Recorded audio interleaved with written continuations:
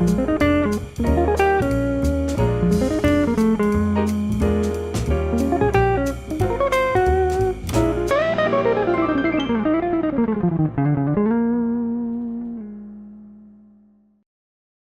that, I'll turn the call over to Bill Smith, Office of Field Operations. Please go ahead. Well, thank you. And before we get started, it is our pleasure to introduce Carmen Rottenberg, our Acting Undersecretary. She wanted to say a few words to kick off, so I'm going to turn it over to Carmen. Thanks, Bill.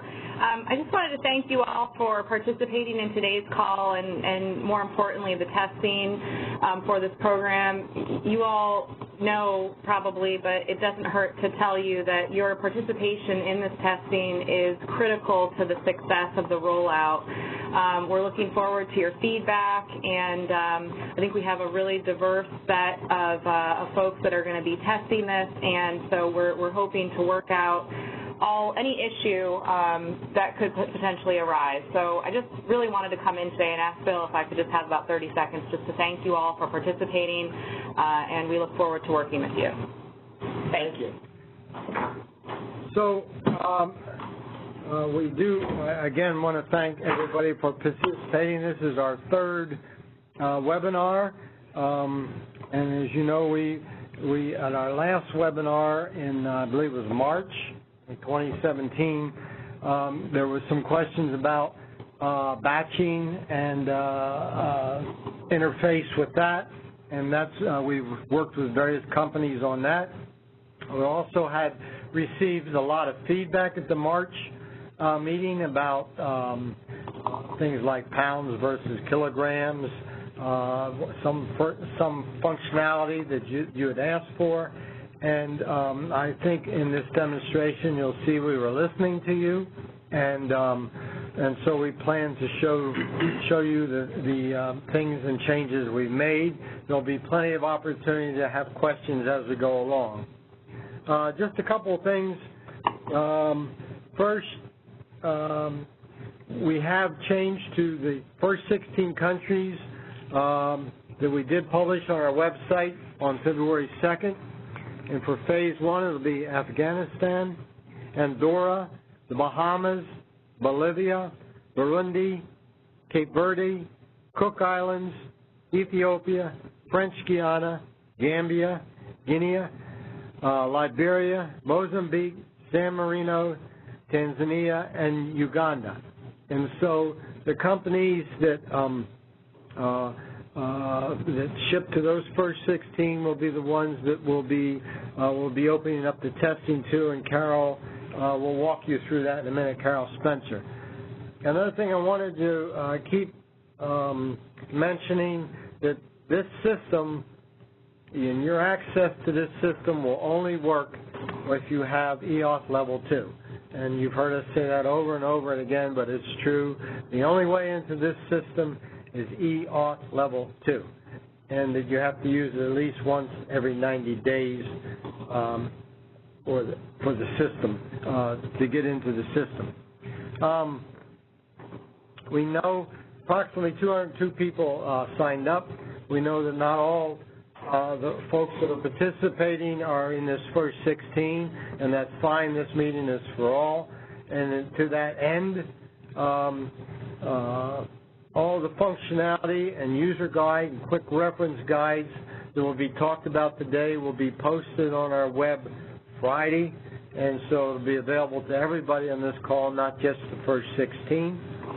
In addition, on March 19th, we plan to upload a YouTube video of this webinar, and part and parcel of that was your folks, you had asked for all levels of your organization to practice and to test the system, filling out forms, and so you will be able to practice completing the 90-60, the 90-80, assigning roles, and controlling access for your organization. So that'll be something everybody will be able to do. For the for the companies that are exporting to the first 16 countries. There will be a special export user guide and materials available for you. And as we roll on more countries, these same materials will be made available to the next set of industry that's going to be exporting to those next countries. So I think that covers just about everything I was going to say. We do know that 205 establishments, we just recently did a survey, and we do know that 205 establishments do export to these 16 countries, and so we will be having a process where we'll be reaching out at some frequency to remind those establishments that the time is coming as we get closer and closer to June 28th, so we'll probably have a reminder sometime in March, maybe one in April, maybe one in June, just so people know. And so those establishments, if they use brokers to export their product, that they can be talking to those brokers so we can make sure that everybody needs to have the information to know and the ability to test will have that opportunity. So at this point, I'm going to turn it over to Carol Spencer, and she's going to walk you through the process for today. Okay, thank you, Bill. Good afternoon, and thank you. I also thank you for participating on our third webinar of our automated export system that's going to be implemented in June 2018. There's several persons in the room that have contributed to exports. I'd like to introduce the people in the room. And starting with the export team, because this is a group of people that will be reaching out to the testers directly as we start testing. So. Linville Johnson. Good afternoon, this is Neil West Curtis. Good afternoon, Marquita Robertson. And Brian Seidel is on the line, and so the other persons in the room. What did you just announce? Francis Berry. Marvin Lex. Carl Mace. Dennis O'Brien. Ted Jameson. Bill Bronstein. Angela Rice. Thomas Moshe. Joe Marm. Anthony Corteri. Sue Matslanka. Alexander Tarrant. Okay, thank you. As Bill mentioned, this webinar is for all of the exporting community. However, the testing that will begin March 5th and is slated right now to run to April 30th is targeted to the group that export product to the first 16 countries that the agency announced and posted on its website. This testing covers development and testing of your XML schema for batching export applications, as well as testing the user interface, where you can submit one or many individual applications. We have randomly selected in-group establishments for 2-week cycles to work, again, with our export team. As the testing starts or before, they may reach out to you directly just to touch base with you. Right now, I'm not posting the testing cycles because, quite frankly, we want to see how the first week goes, determine if more help is needed up front with ensuring that all parties have their accounts set up in the system, since that's actually the first thing that you'll need to do. And as Bill mentioned, you must have EOS Level 2. Everyone that touches the system will need to have EOS Level 2. As we proceed further, each group will be notified at least 72 hours before their start date of testing. So you'll get an email from our PHIS technical Q&A box that your turn is coming up and the date. As Bill also mentioned, by the close of business Friday, we're going to post on our website the industry user guide. For the testers, we're going to send you directly the test environment URL and the guide, so you will have them. Please do not go into the test environment until Monday morning. We have had a few persons to attempt to go into our production environment and try to set up accounts. please do not go into production environment to set up an account. The roles have not been turned on, so you will not be able to do that. Just one other reminder too, all the applications that you're going to submit are going to be both approved and rejected by the export team. We want to make sure all parts of export are working. They cannot be used to export actual product. Your applications are only for test purposes. So when we go live in June, you'll have to submit your actual application for in production. So with that, I'm going to turn it over to Harmonia Holdings to start the presentation. Does anyone online have any general questions they want to ask? Ladies and gentlemen, as we move to Q&A, please feel free to place yourself into the question queue by pressing #2 on your telephone keypad. You will hear notification when your line is unmuted. At that time, please insert your name and question. To submit a written question, use the chat panel on the right-hand side of your screen. Choose All Panelists from the Send To drop-down menu.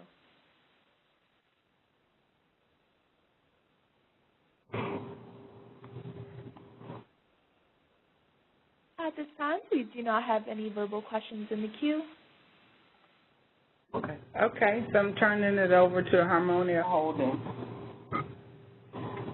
Good afternoon. My name is Susan Maslanka, and I will be walking the group through the export application.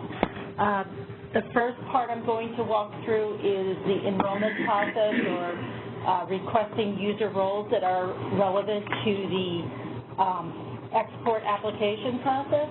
And then the second part is that we'll be actually creating applications, copying applications, doing the different replacement types of applications, submitting a batch application, and looking at the different parts of the user interface and taking questions as we go along through those portions.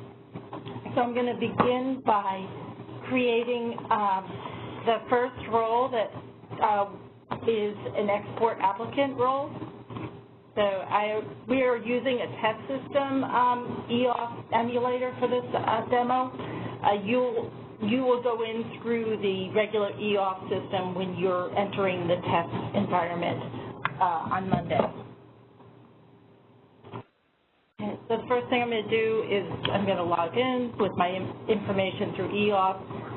I'm going to click the Submit Enrollment Request, and next I'm going to select the next button on the first step of the wizard.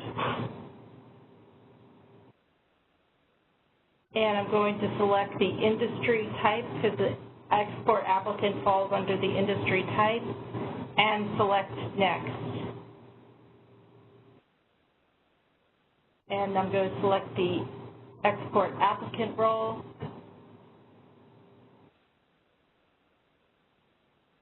Now I'm going to find my establishment. For the purposes of this demonstration, we're using a made-up establishment.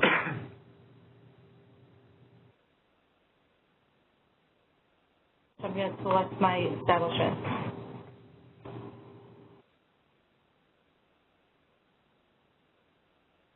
Select the next key. This is an optional page where you may enter additional information. It's not necessary.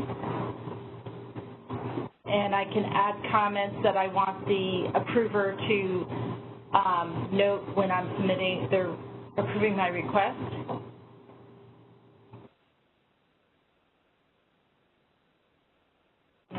Click Finish.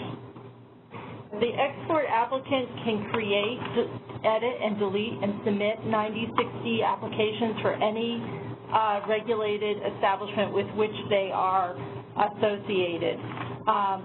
They can create, edit, delete, or submit 90, 80 applications for export as well.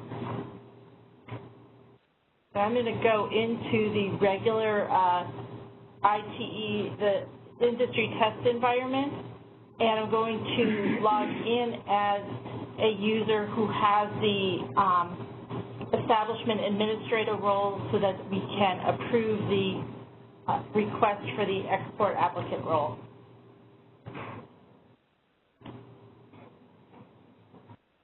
So in the establishment administrator is one of the existing industry roles, which manages users for PHIS from the industry. I'm going to select the user, manage users, and there are also, so I'm actually going to select the manage requests tab, and you'll see my request here. So the establishment administrator will do the approval of the export applicant.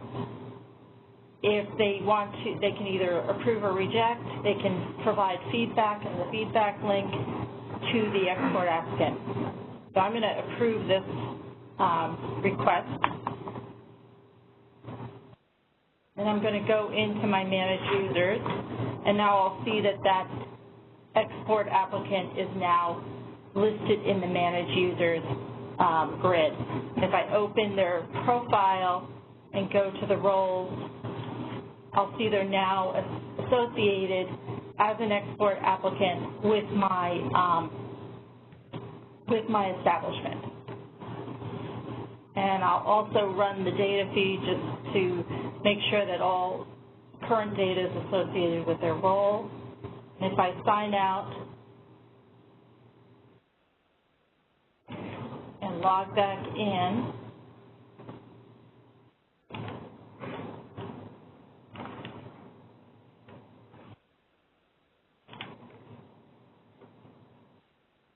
log in with my industry. Sorry, there's a lot of people with the last name of applicant right now. And I'm going to log in with the industry applicant. And if I click 9060, I'll see some of the applications associated with that establishment.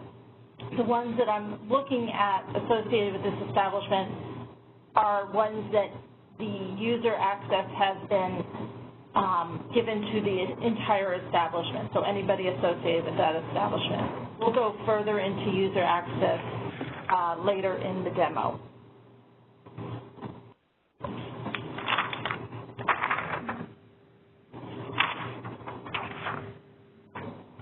I'm going to go back to the DMZ, our test environment, and I'm going to log in and create an export broker role.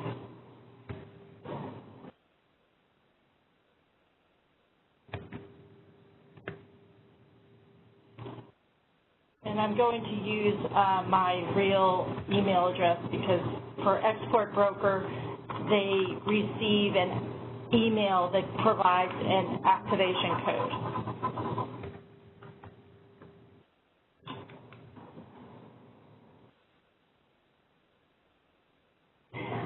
Export brokers can create, edit, delete, and submit 90 applications for any regulated establishment. They cannot create, edit, delete, or submit 9080 establishment applications for export.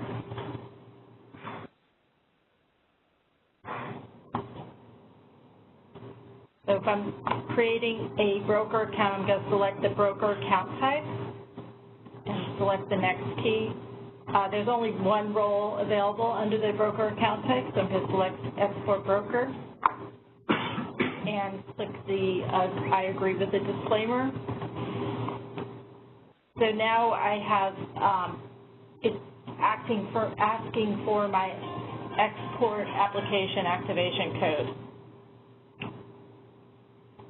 I'm going to go to my email. It may take just a minute to receive that code.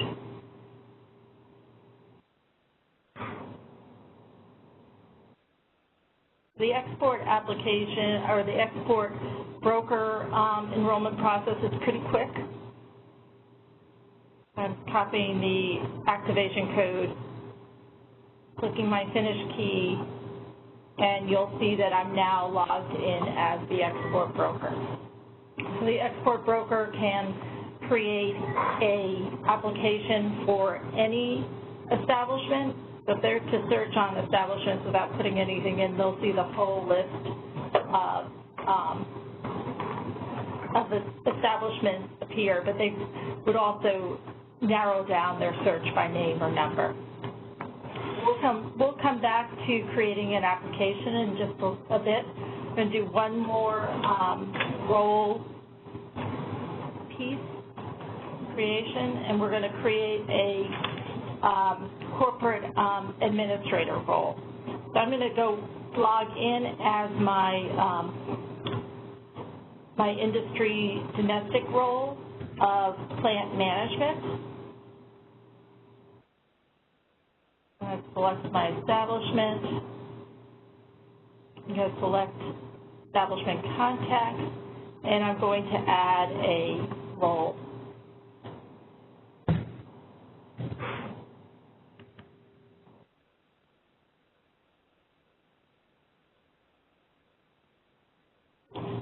For this one, I'm not going to need an email address. I'm just going to put in a fake one for testing purposes.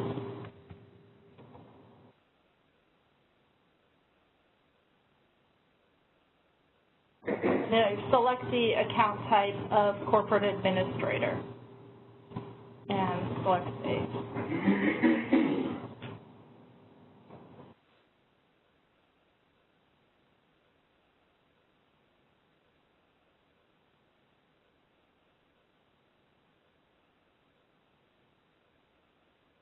I'm going to go back to my enrollment emulator. I'm going to log out of there.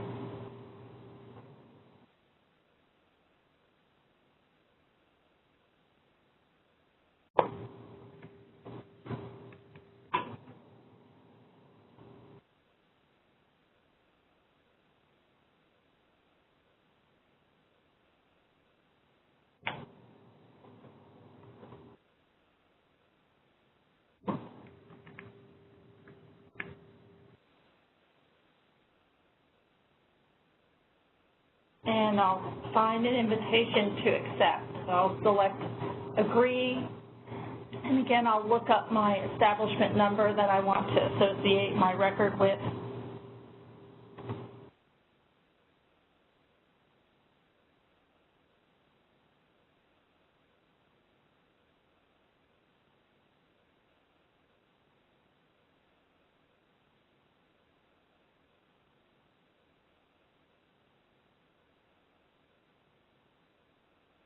And I'll be brought straight to my home page as the corporate administrator.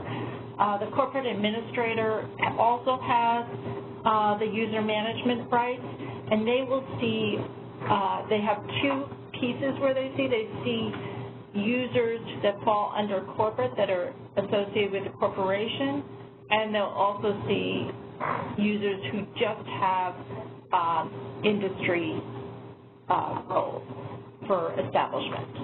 So this would be establishment, and this would be users with corporate administrator roles.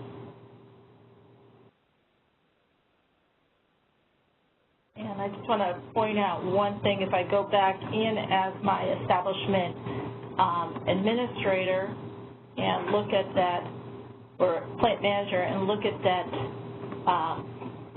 contacts list, you'll note that there's no edit button next to any of the users who have that corporate administrator title. So the plant management can add those corporate administrator contacts, but they can't delete them. In order to delete them, you have to be a corporate administrator, but you also have to have that plant manager role assigned to you. So if I go in, I'm going to go in as one of my other corporate administrators.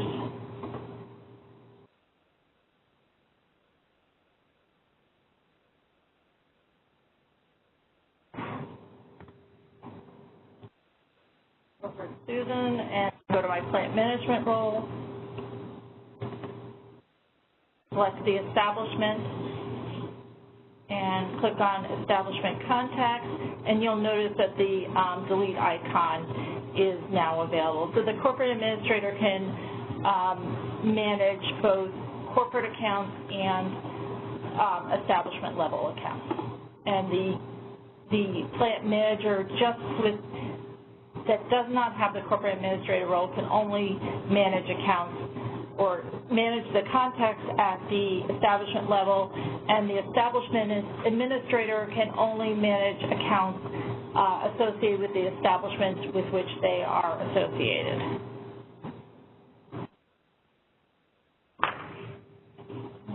I'm just going to point out a couple more things under the user management.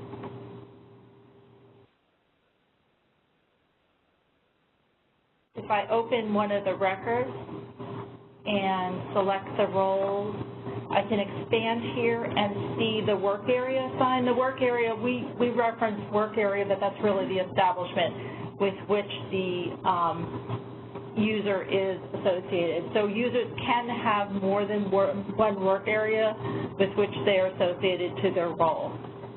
And I can also delete the roles and add roles to a user. So if I went in here for my newest corporate role, I can go in and add the plant management role, which is an establishment level role.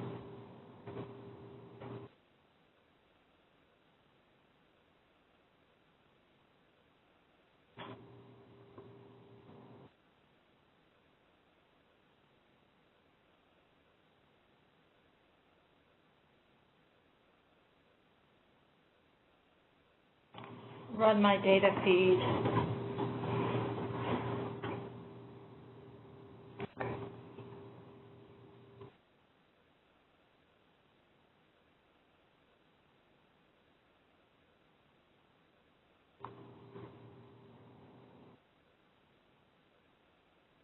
I have a lot of favorite links that I move back and forth with, so just to, and I'm going to take to corporate, who I just added the plant manager role onto. So if I log in here, I should see that plant manager role in my drop down. And now this corporate administrator is also able to delete these corporate records. So it's important to have, backup personnel for these various roles.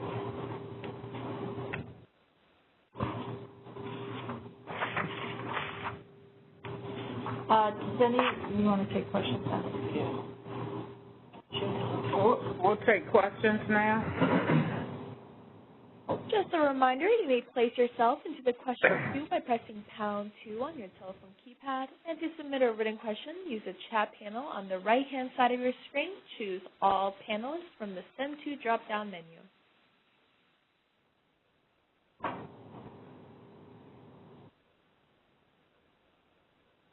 At this time, we just received a verbal question. Caller, your line's been unmuted. Please state your name and go ahead. Yes. So the way that we're formatting this electronically speaking, will this change anything as far as submitting orders on the paper trail end of it within the office? Because I know that with this many branches, there's got to be a bunch of different systems set in place. So will this only be affecting electronically, or will we have to wait until we have approval on applications and things like that, and then we can proceed with the paper trail, per se, on our end?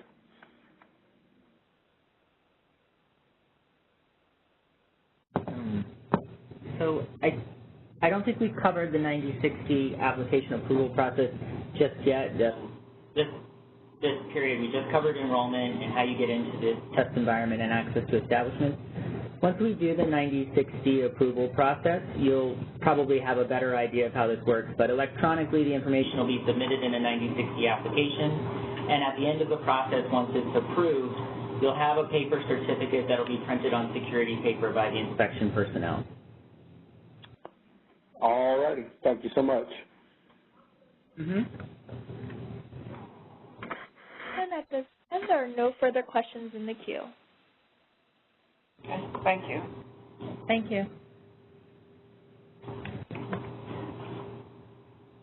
I'm going to log out of my corporate role, we're going to go back to the creation of 9060 applications.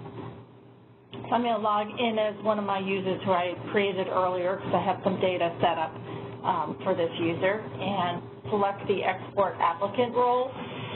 The export applicant also can create 9080-3 applications. We may touch on that later in the webinar if we have time, but it's pretty simple process, and there are none of the first 16 countries require 9080-3 applications. So just showing you on your left menu it's available.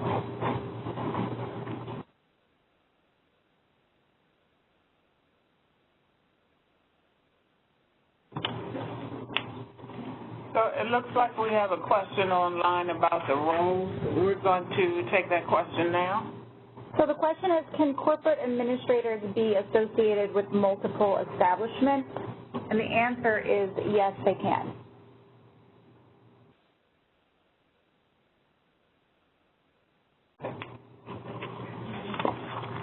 So we'll move on from here. I'm going to click the 9060 option on the left menu, and you'll see that we have a 9060 grid of applications that have been created for this establishment, ABC Meat and Poultry, LLC. But I'm going to start with creating the first application. You'll see there's many functions to help you create these applications within the user interface a little bit faster, but just to bring you through the application, we'll do one from scratch. So I'm going to select create application, and I'm going to select my establishment. Let me just go back to this one, my establishment. If you're an export applicant who's associated with more than one establishment, you'll see more than one establishment as an option to select on this page.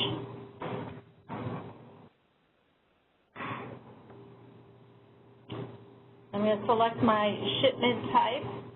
For purposes of this demo, I'm just going to select commercial sale and application type. So these are the 4 applications that are in the PHIS system.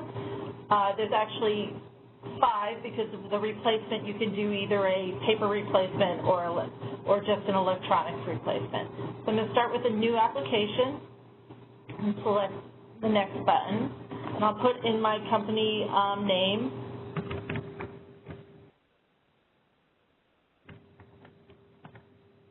And information.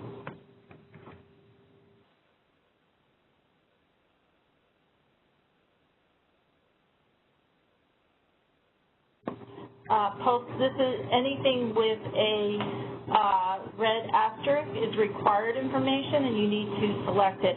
So from the export establishment number, I'm going to select the grant that is related to my product that's going to be part of this application.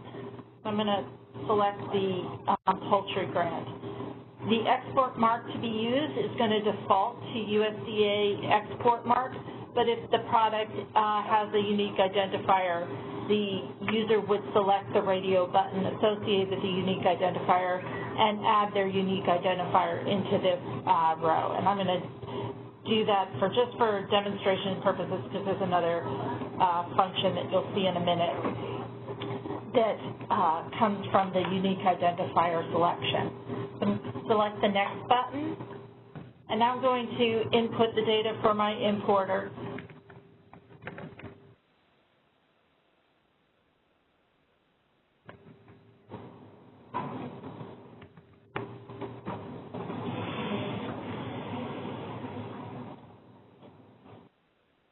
And again, the red asterisk indicates the information that is required to complete the 9060 application. I'm going to select the next button. You'll also notice that as we're going along, the header information has the exporting establishment name, the establishment numbers, the application number that has been generated, and the application type and the shipment type. I'm going to add my product on the product details page. For those of you who were at the March seminar last time, we had 2 pages where you had to enter the product information or data. We now have consolidated that into 1 page.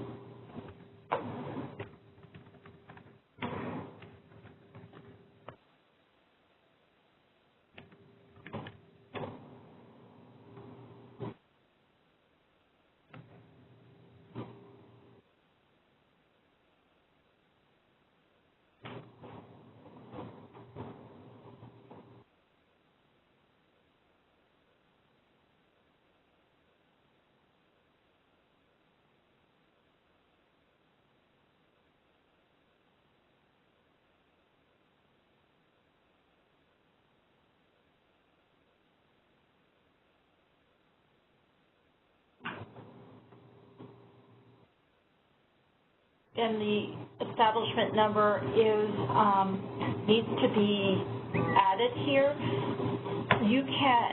Any establishment can be selected on this page. But for the purposes of this demo, I'm just going to go with the establishment that I am associated with. I'm going to click Finish once I've added all the information. If I didn't add information that was required, if I left this select, PHIS is going to tell me and not let me move forward. So it gives me the required button. Let's finish. I'm going to add another product just to show multiple products. So you can add as many products through the user interface as you want.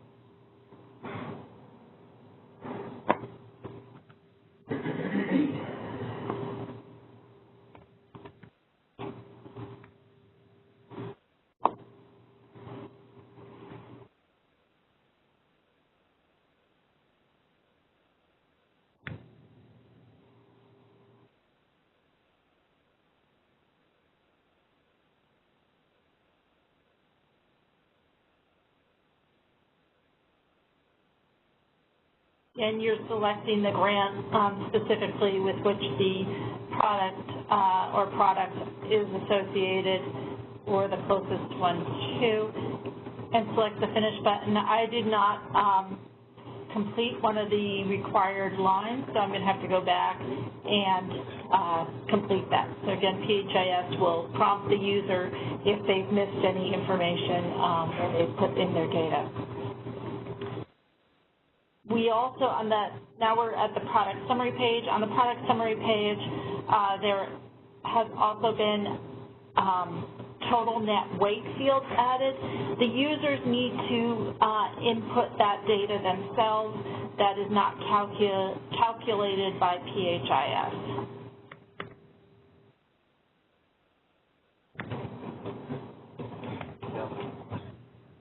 PHIS does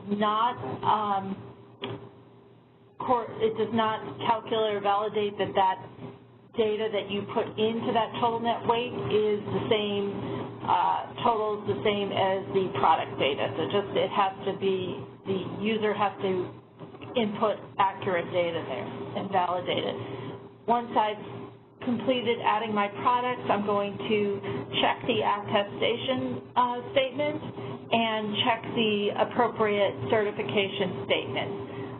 You'll notice on this product summary page, I only see the meat and poultry certification statements. That's for the 9060-5. If my product had been Supplemental or catfish, you would only see the catfish certification statements. Just like in the paper version, the products cannot be mixed from certificates. Meat and chicken or meat and poultry can be together, but not the soliforms. And PHIS generates the correct certificate depending on what the product is. is the container and seal information. I'm going to come back to this, but just note that this page here, you can now input the container and seal information when you're creating the application. We also provide you with a way to input that data after you've created your application and when the application is being processed.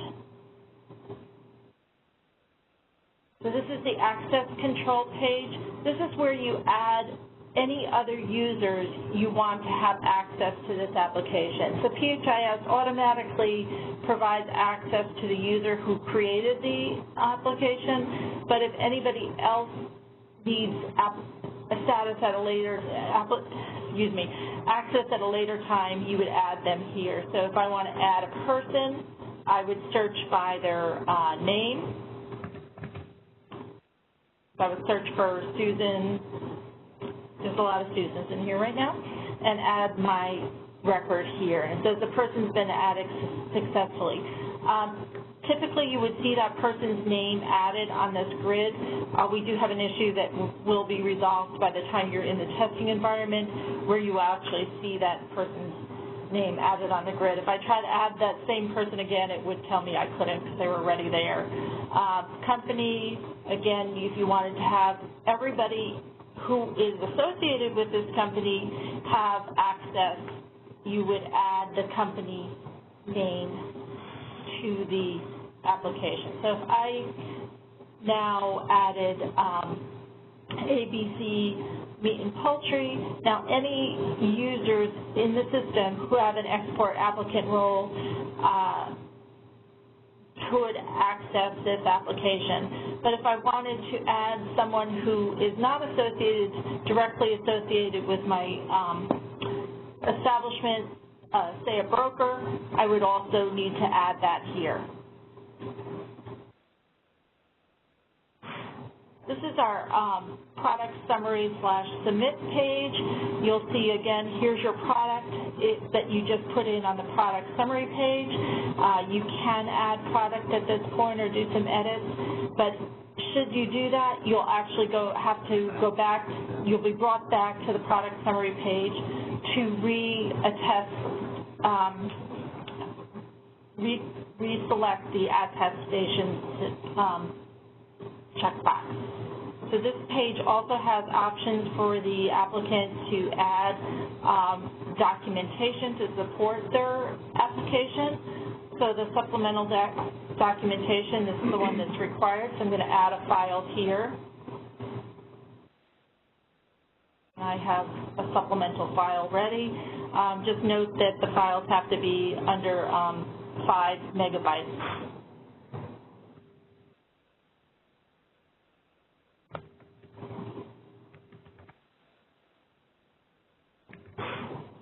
And you also do need to provide a document title in the text field.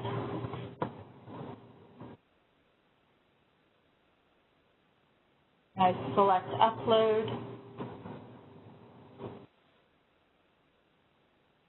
And you'll now observe that the supplemental documentation grid has the file I just added.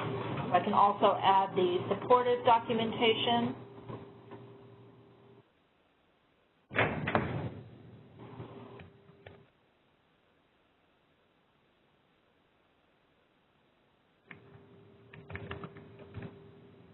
Upload that file.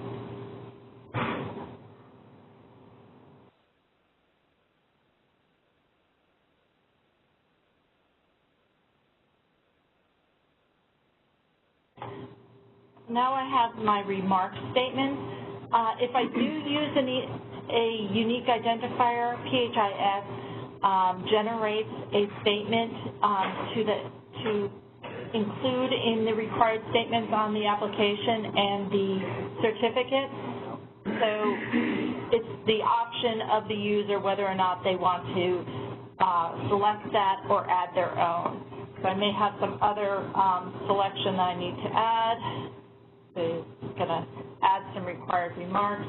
The selected remarks that PHIS generated will always come before any remarks that are added in the text box. Now I'm going to select my Submit Application option and scroll up and see if it was accepted. At this point, PHIS performs a series of validations, making sure that the country accepts the product that you've added. And if it does, then everything meets completed all the required fields, it will submit the application. I'm going to exit the menu now, and you'll see my new application number 000323 is here, and gives you an option to view the PDF. I'm going to open the PDF. And all the information I just entered is now transferred to the PDF. The unique identifier, the product name, all the product detail, the total weight that I entered, the total number of packages, and here's my unique identifier statement and my testing piece, and the applicant's name prints out there with the date. And you'll see I also have my attachments. So that's my optional attachments, and there's my supplemental attachments. I mentioned earlier that you can later on add the seal information. So while the status remains submitted, I can open the seal pop-up and add the information that I now have.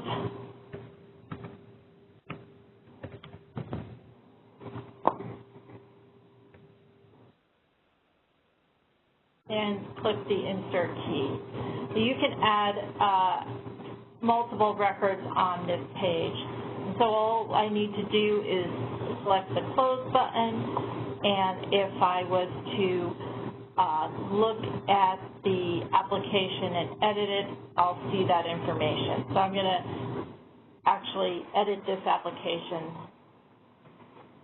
and I'm just going to go back to the exit here. And now you'll see the status has updated to unlocked. So at this point, no approvals can be made to that application. Even if a FSIS inspector has already scheduled the related task, they can't make any approvals until the status is back submitted. I can go in and make additional changes and change that to 1,000.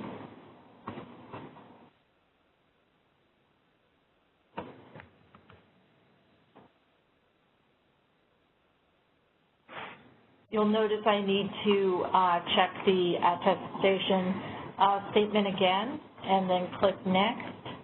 And now you'll see the seal and container information that I added through that pop-up window now appears on the shipment information page. In order to return my application to the submitted status, I'm going to click Submit. And I'm back to submitted status. So we also added a function by which you can copy another application. So I'm going to just demonstrate that. I'm going to copy the application that I just submitted, and it copies in the unsubmitted state. And I'm going to select the Edit button associated with that. Now, that's one thing I need to look at in terms of it looks like it's copying over the unique identifier, but we'll look to see if that we'll get that changed before it may not be before the test starts, but we're writing that down. It should just default to the export mark.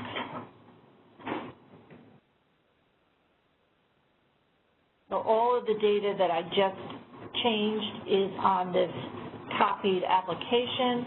Again, I need to complete the attestation statement before moving on any changes or any new application. So this is, you can only copy to a new application status, and that's because the other processes actually copy that information. It does not copy the seal and container information, and it also does not copy the access control information. You'll be better able to see that next week when you're in testing and that feature has been, that grid is working as expected. It also does not copy the supplemental information, and it does at this time copy the required statements, but those are editable, and all copied applications do need to be edited and submitted.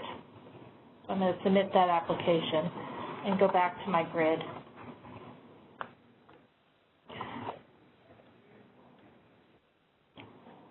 So now I'm going to go over a couple more features. We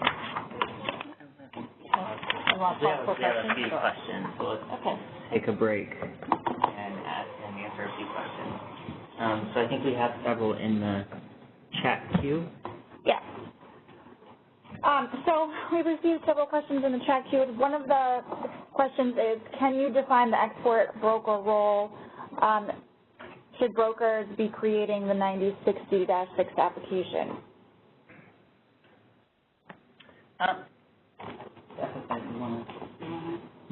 Sure. Okay.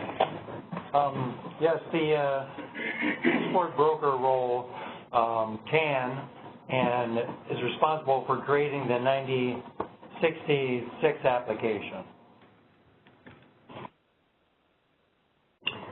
Okay. So this is Bill Smith. So this will really be up to the plan, whether they want the exporter to do it or not.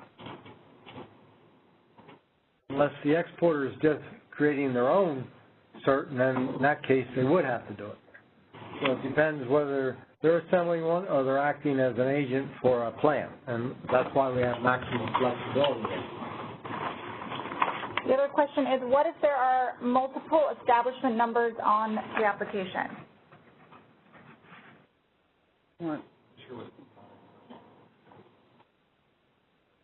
I mean, it's possible to export, this is Linville Johnson, to products, lots of products that are coming from different establishments with different numbers, and you can reflect that in the products page.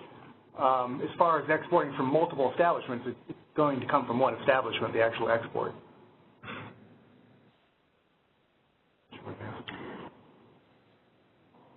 Another question is, can one change the container number or seal later if for any reason they change before the container is loaded? I believe we covered that process in the demo. Yes, this is Linville again. Yes, you can change it at any time before it's loaded. Also keep in mind these original 16, that is not a requirement of the country for a container or a seal. So later on that will be, some of these countries will require, but the initial 16 don't require that information.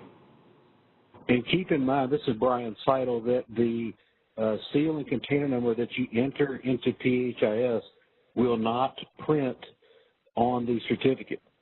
Okay, so in the data field that Susan just showed where you enter the seal and container, that will stay electronic in PHIS and will not print on the certificate. So if you have a situation where you need to print that in the remarks section, you will have to manually enter that information ahead of time in order to have that printed.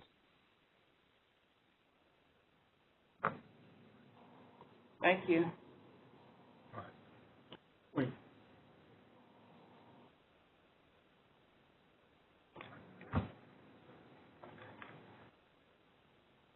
Okay, we have a few more questions. Are the products available for other applications, or do we need to add one every time we create a new application? Yeah, so if you have similar products on multiple applications, you can copy the application, and it'll copy over those products onto the new application, and you can make the changes you need to make. The system doesn't do any storage of product information for you to reuse from a pick list, so the easiest way to accomplish that is to copy the application and make the necessary changes. Regarding total weight, is both pounds and kilograms required, or can you put pounds or kilograms or pounds and kilograms? Ms. Linville, the answer to all the above is yes. It allows you to put both pounds and kilograms, just pounds, however you want to put it.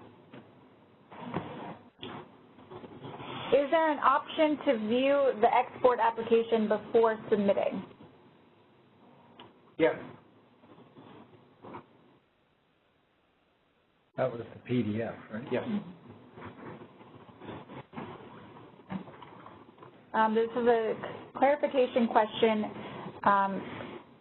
Both the export broker and the export applicant can create the application. Is that correct? Yes, that is correct.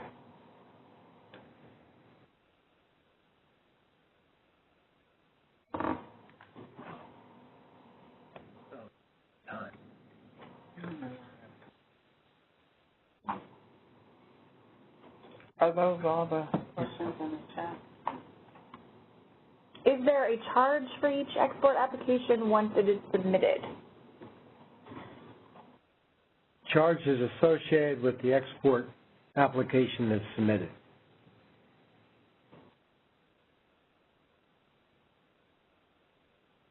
Okay, this is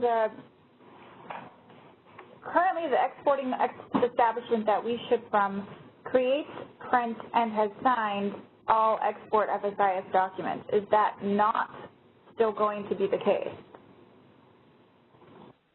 That, depending on where you're exporting from, that still is the case. Wherever you export from, once they're going from one of the countries that are being implemented, then that plant will get into the system and create, submit, and there will be an inspector there to certify, and then the export goes out. Once the export application is started, can you save it and go back to the template before submitting? Yes.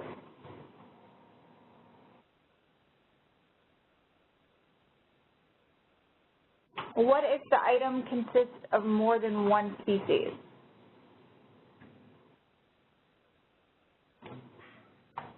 List the predominant species.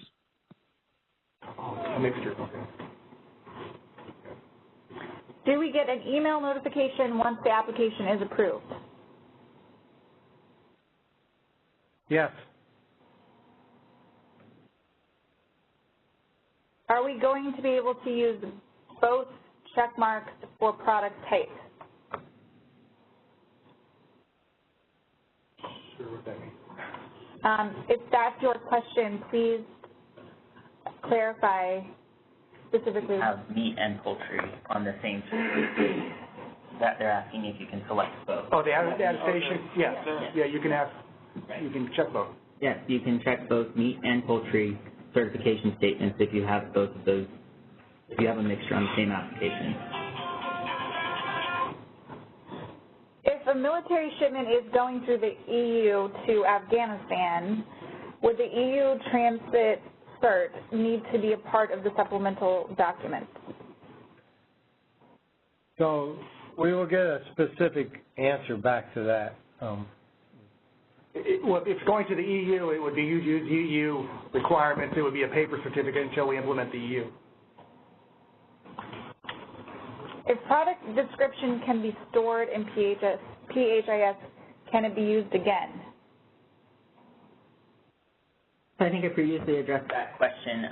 We don't store information that's reusable on the products for establishments. You can copy an application to reuse similar products, or you would have to enter the new product again.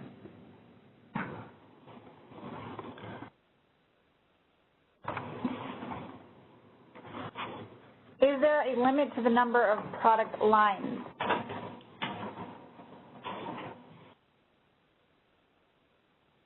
No, there is not.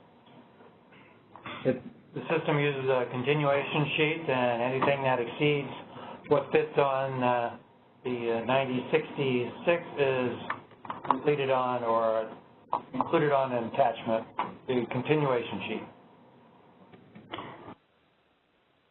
Does the unique ID need to print in both unique ID area and the remarks area, or just in the unique ID area? If the unique identifier is added at the appropriate location, PHIS places that unique identifier with a short statement in the remarks section. So you only need to include the unique identifier on the screen where the input is made. For the export establishment number on product field, is this a drop-down or free text entry?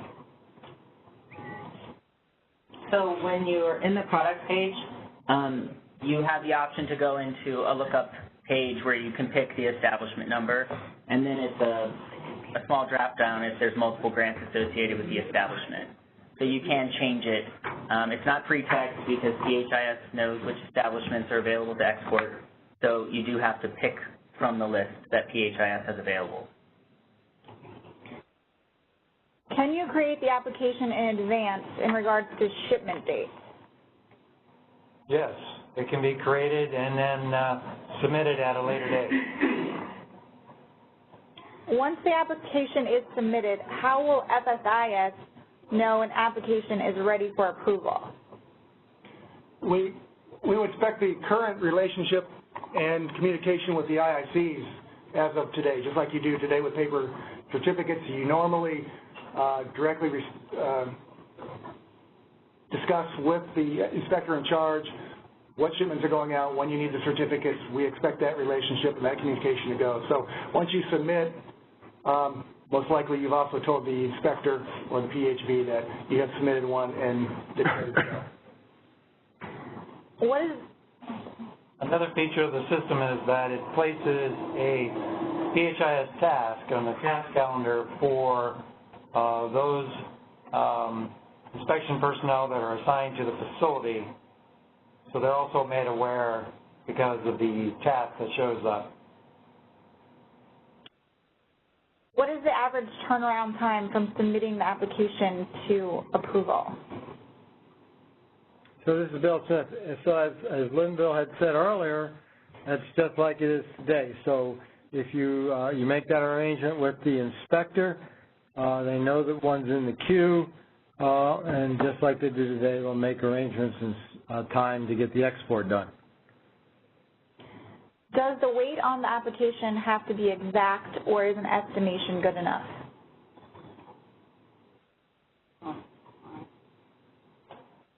So, yeah, let's see. So, can you unmute Brian Seidel? Brian, can you answer that for us, please? Yes, can you hear me? Yes. Okay. Yes, the weight has to be exact. So it needs to be what the intended weight for export. Now that field is editable up until the point the CSI approves the application. Thank you. Thank you.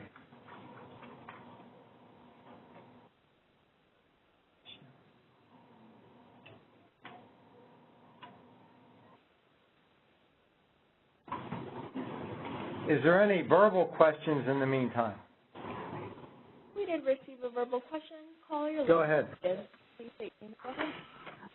Thank you. Where do we get the unique identifier? Is this the certificate number or application number, or where does it come from? The unique identifier is free text space for industry to use. It's at your discretion. The number itself is at your discretion. The system does not generate identifiers. So we create like an item number or invoice number.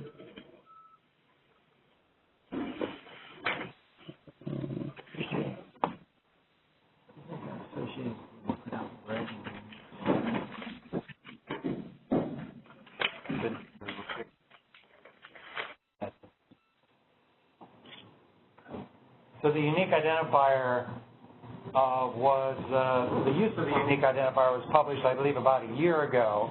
And at that time, industry was given the opportunity to use the unique identifier in lieu of the export certificate number. And that unique identifier could be applied to the product to be exported, and essentially is the key between the document, the export certificate, and the product, functioning in the same way as the export number.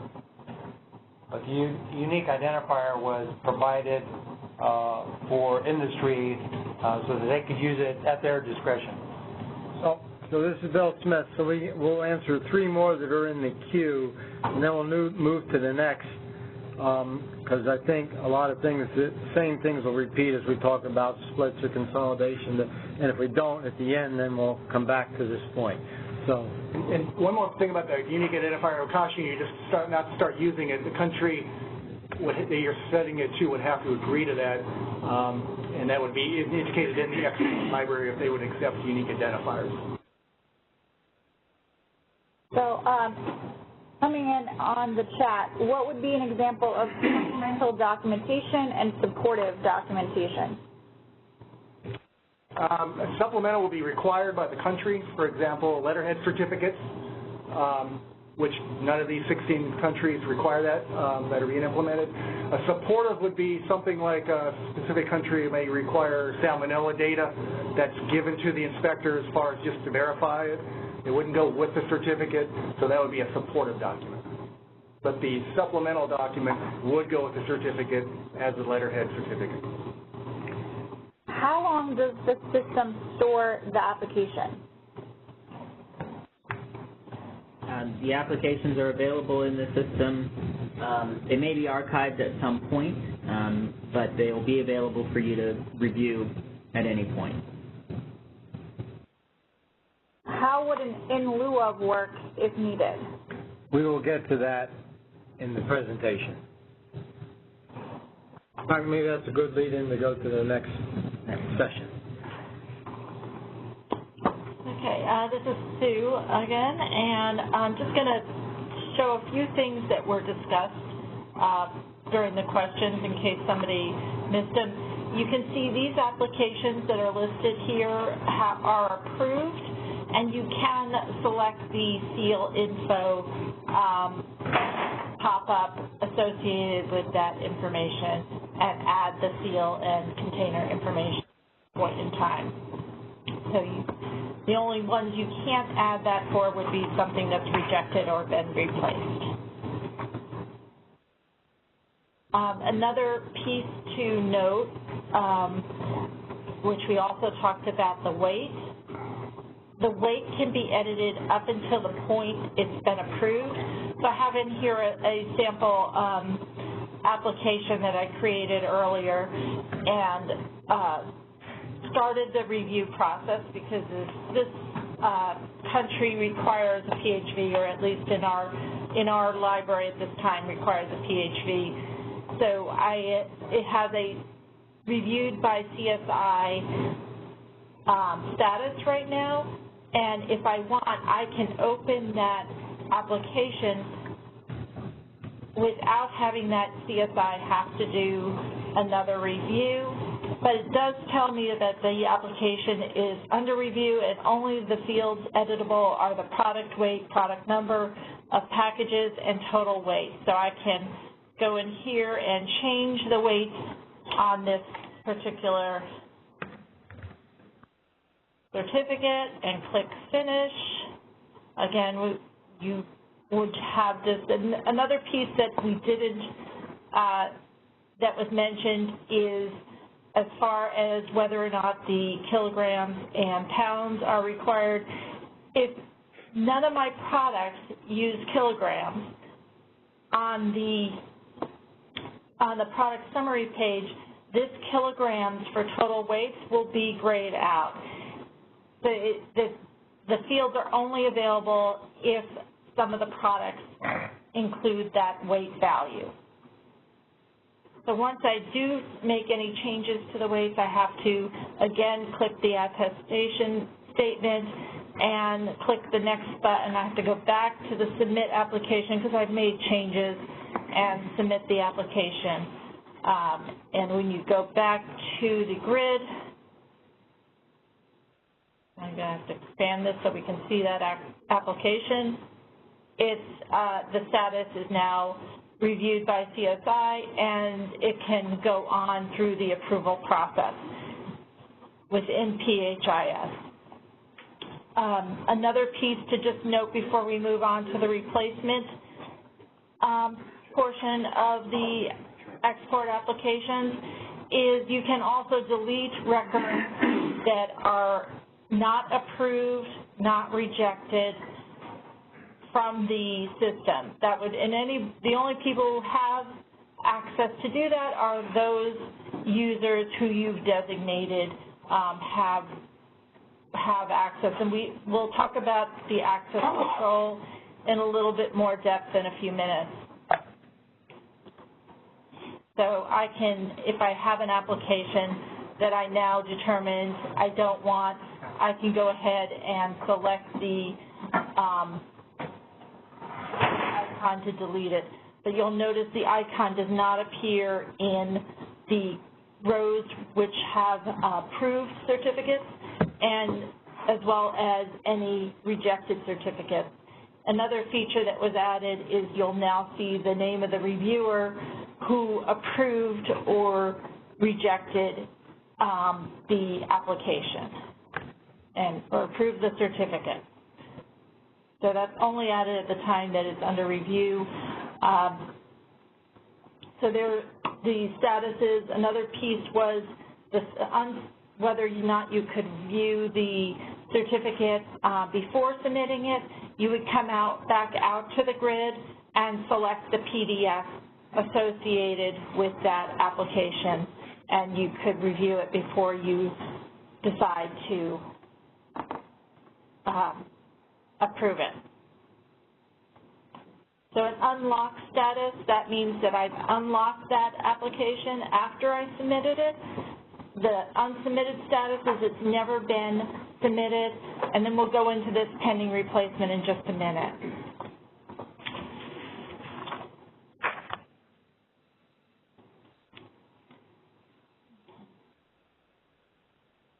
Okay, so we're going to start with creating a replacement application. So there's two types of replacement applications that can be created at this time. There is a replacement application for a paper certificate, and there's a paper application for an existing certificate.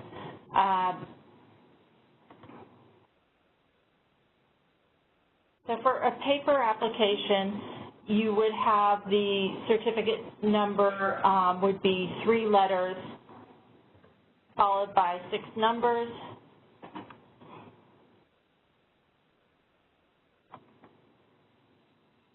And it's now assigned a new application number and notice on the right side you'll see the certificate number that's being replaced. And I would go forth and complete the balance of the fields in this application until I get to the submit piece. So I'm going to not go through each one of those screens because I think everybody has seen that part before, but we'll go into an actual replacement of an electronic certificate right now.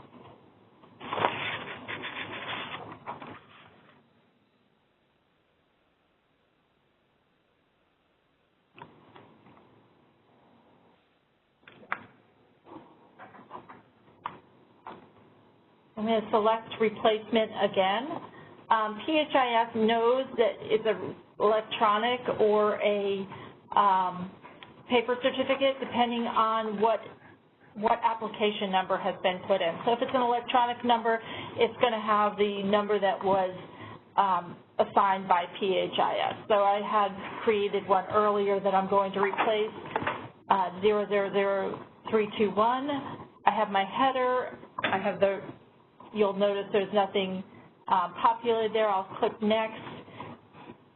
and now the header will populate with the country from the original approved application and the new application number. I also have a link to the old certificate that's being replaced, and the reason why the reason I selected is also displayed in the header. So all of the information on the replacement is the same. You'll also notice that the export mark to be used is grayed out because we assume that the export mark won't be changing from the product will have the same export mark or unique identifier that it started with on the original application. So all of the information here is the same. If I did need to change anything, I would then edit the application here now. If I wanted to edit the amounts, I can still edit the weights, but if I cannot increase the weights when I'm doing a replacement application, and PHIS will tell you that you exceeded the weights. Now, one piece, if I did not have a value in the kilograms on the first application, and now I want to add it, I can add it. PHIS is not going to validate that weight number, but it will allow me to add the kilogram or the value, the weight value that I did not use the first time I created the application that was approved, and now I'm replacing. And again, with the total weights, you'll only see those. So if I took off the kilograms right here, just to kind of give you a demo of that, and I'm going to do the same thing on this piece.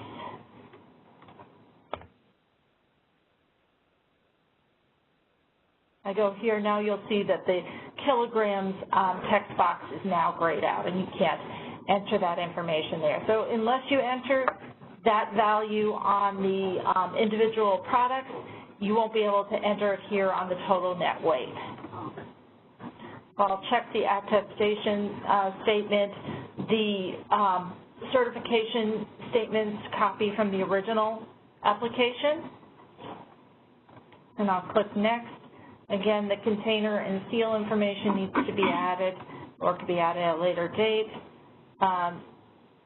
You need to add the persons associated and access control. One piece that I didn't mention in the first round on this, if I'm going to add, I'm just going to add Susan.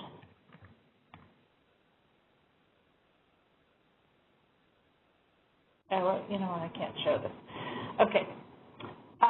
There are different statuses in terms of access that you can give people. You can give them access, read-write access, and control, so they can actually adjust the people on the access control screen on that application, or they can have just read-write access so they can adjust the application but not the access control tab, or you can just give read-only access where the person just has, the user just has access to the data within the application.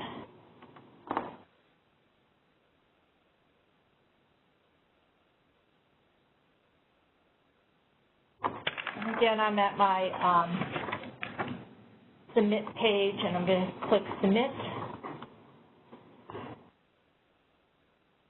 And PHIS will now prompt me that the total amount of this product application is less than the amount on the original certificate. So I did change some of the values. That's prompting me that the values are not the same as the original certificate. You're not allowed, again, you won't get past the product grid if you increase the value of the application, because it won't allow you to increase the product weight and package numbers.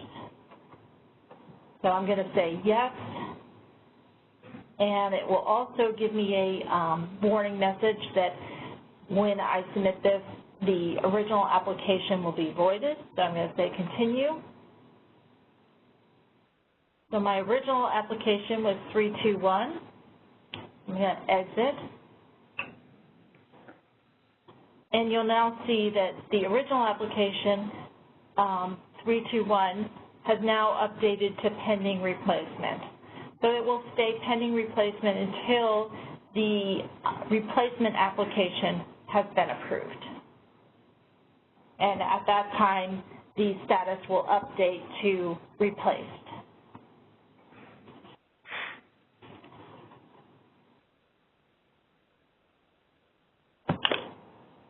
Okay, we're going to take a few questions at this point. I think we have some on the chat line.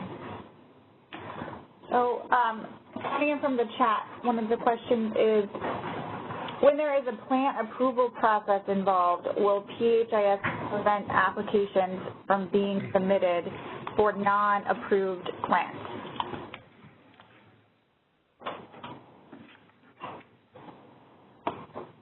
I believe you're talking about the 90-80 process, where certain things require the plant to be approved. Currently, none of the 16 establishments will require that, but in the future, if it is a country that requires that, the inspector would verify that before they would certify the load. Is the commercial invoice considered supplemental or supportive documentation? I mean, if it's required by the country, which I don't think too many countries require that, what's the question? The supportive commercial invoice. Commercial is a supportive. The supplemental invoice is a required document that goes with the certificate, like a health certificate or a letterhead certificate required by the country. Supportive is just something that the inspector has to verify for the country, but the document doesn't necessarily have to go with the certificate. So that would be a supportive. I'm thinking an invoice, if it's required to be verified, just be a supportive document. So I'm going to ask Brian Seidel to add to that, please.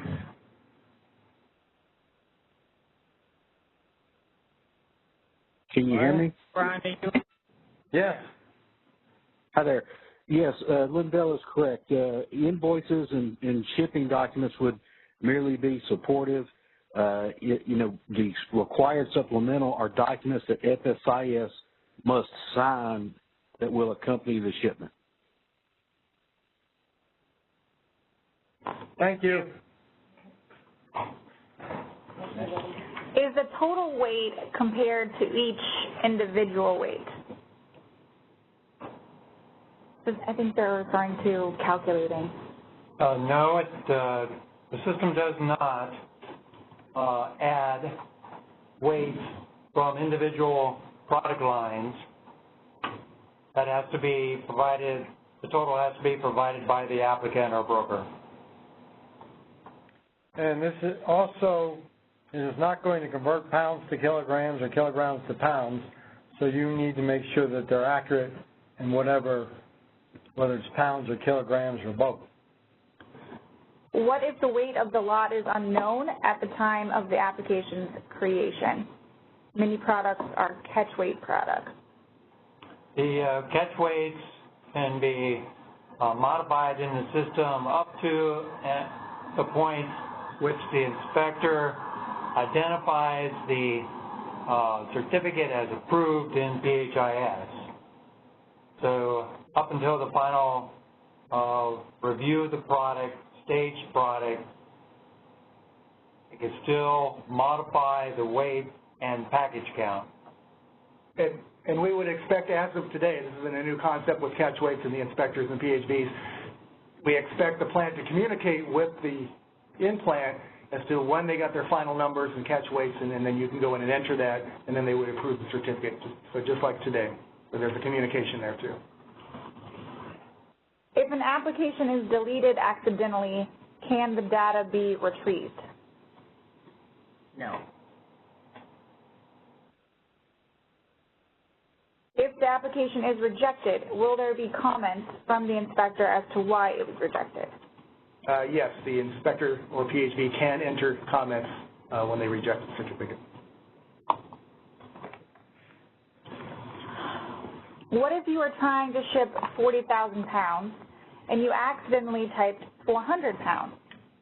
I understand not being able to increase the number of cases, but why not pounds?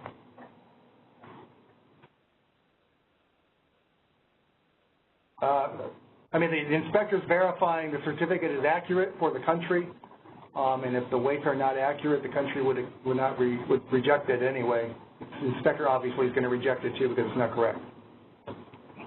Can the inspector see the application prior to approval status? Yes. There's another question here. I'm not sure, maybe folks here in the room could add to this, but can any reference number, like an order number, be added?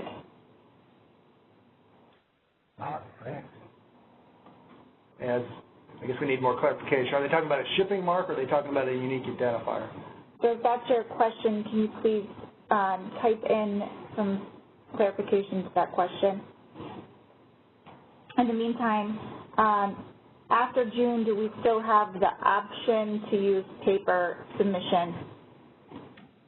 After once the countries roll out, so on June 28th, 2016, the answer is no. There will be no option for paper. So the company will either use this process or they can fax an application to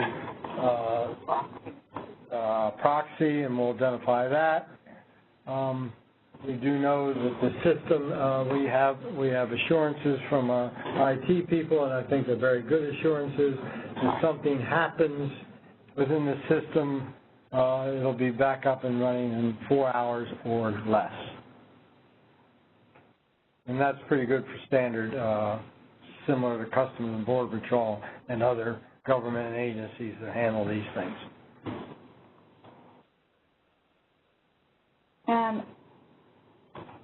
What date will show on the certificate, the date of the submission or the date of approval?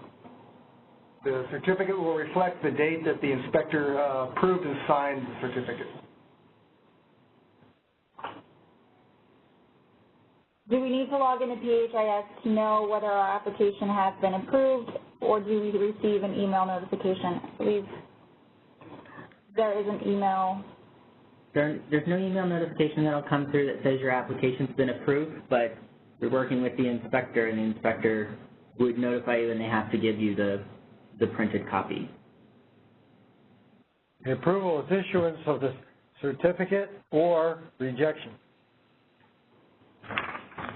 Regarding the question about 40,000 pounds versus 400 pounds, they're speaking of an in lieu of certificate. So what if no one caught it and we need to replace the certificate? Then they would be having to increase the price. So on a replacement certificate, you can't increase the total weight of the product. Brian or Linda, that.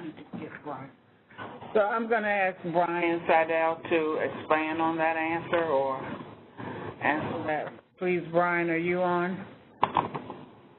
Yes, what Anthony was saying is correct. You cannot increase the weight or the product count for replacement. So if there was an error and no one caught it and approved it, it's unfortunate, but a new application would have to be submitted and the whole process would have to start from scratch for the new incorrect export certificate. Thank you. Okay, so regarding the previous question about reference number, they're talking about reference number other than a certificate number, not shipping mark.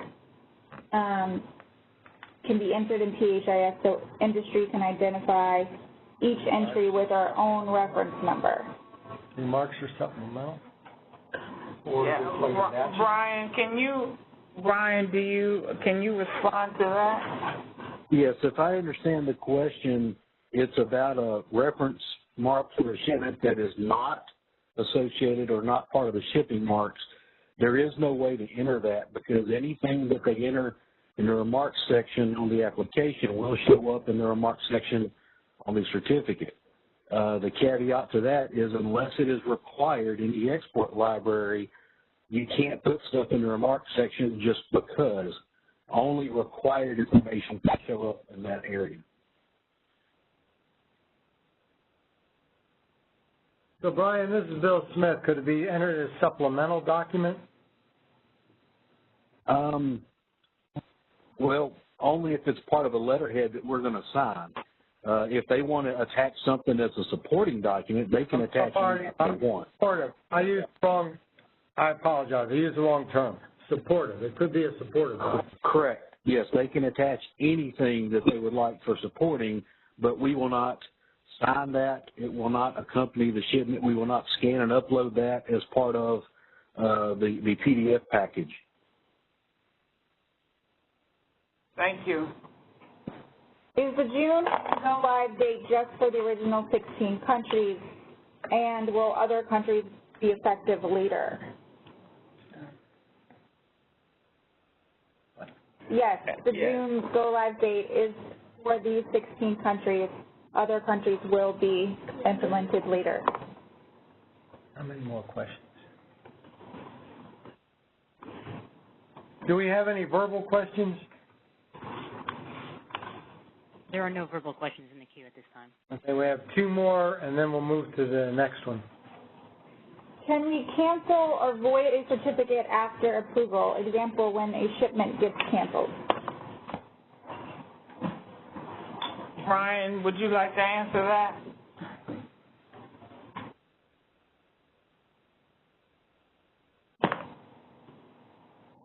Brian, are you on? Okay, once the certificate is approved, there is no way to cancel or void it. If they're not going to ship it, then they can return the documents to FSIS. But you know, in PHIS, there's no way to mark that as void or canceled.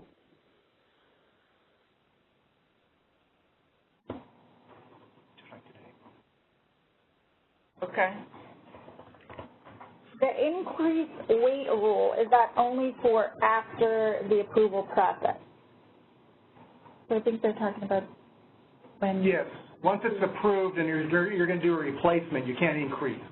But if it hasn't been approved, it's still just an application form. You can change the weights up until the CSI or the PHB actually approves the certificate. Okay, we're ready to move on to. Okay. I just wanted to note that when a PHB or a CSI does reject an application, they do have to enter justification, and you'll see the rejected status has a link, and you can open it up, and it will show you the justification by which the CSI or PHB rejected that application. So I'm going to move on through the replacement applications, and I'm going to do a split replacement. So I'm going to select Create Application, and I can select any shipment type. I'm going to select a split application type. So it's going to ask me why I am replacing the certificate, and then I'm going to put in the application number that I'm splitting. And then it will ask me how many applications I'm splitting it into. For this purpose of the demo, I'm going to split it into 2, but you can use larger, you can create more splits than that. So it's going to open up to the home page for the application, and here I'm going to be defining how much weight and packages go into each of the split applications. For informational purposes, you'll see down below there's the amount of product that was on my original application. So I'm going to put 1,000 pounds here, and I'm going to show a couple demos so you'll see when I try to click the next button.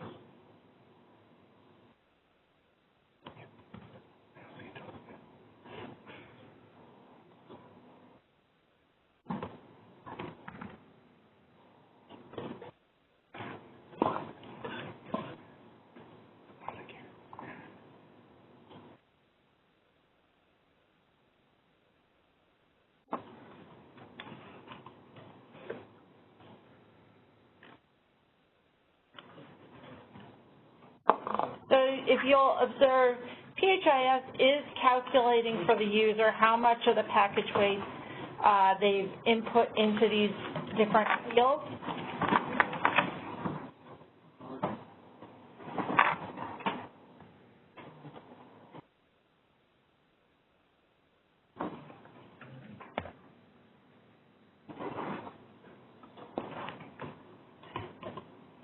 And you'll also see that the applicant needs to input the total weight for each of the applications being created. Said it was there, you took it out. Hey.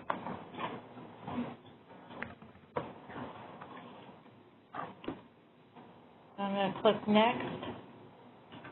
And PHIS is going to give me that message to input the establishment's number. So at this point, I would select the establishment,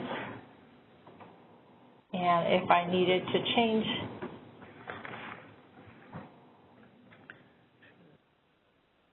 Shown something she didn't show.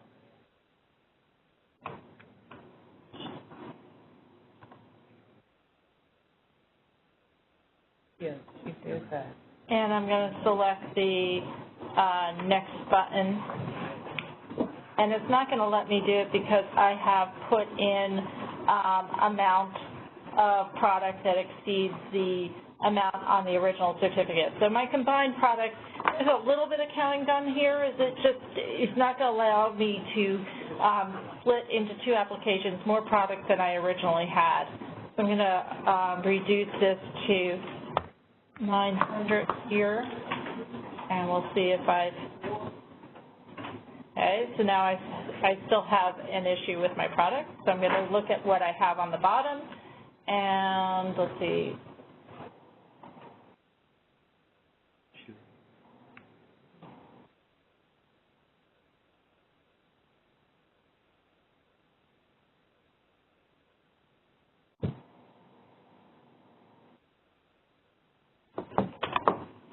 Okay, so it's telling me that the amount of product on the new application is less than the amount on the original certificate. So again, it's prompting me to revalidate what I have, make sure that I accounted for all product that is going to be split, and that any product that's not accounted for is going to require a new application should it need to be exported. I'm selecting the yes, and you'll also note on the application page, this middle page, you have the opportunity to select a PHIS generated remark, which gives you the history of this particular application that can be printed on the required statements, either on both the application and the certificate. If I don't want to select that and I want to put in my own, I can type it down here, or I can type additional required statements down there in addition to this piece. But again, this piece will always print above anything that I type in the required statement piece. I'm going to click. But now I have two options at the bottom of this page. I have a finish option, and I have a submit option. So at this point, I can click finish, and the split applications will be generated, or I can click submit, and the applications will be generated as well as submitted. So I'm going to click finish, and it brings me back to my 90/60 grid. And now you see the two split applications that I just created. If I go to the PDF, it's going to show that it's a split shipment. And if I go down here, it will now show the new product divisions that I added.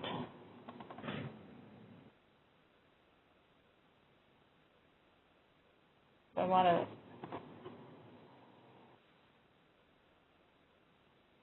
now, if you look up on the split application, it's going to show in the header, if I reopened it, as I did, it shows in the header that it's a split application, and that the certificate being replaced, and if I wanted to, I also have a link here to look at the certificate that's being replaced. So it'll bring up the PDF of the certificate being replaced.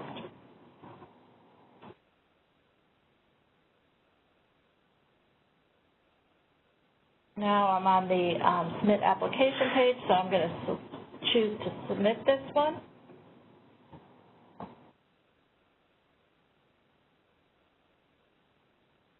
And once I have chosen to submit the application, I'm going to submit the other one.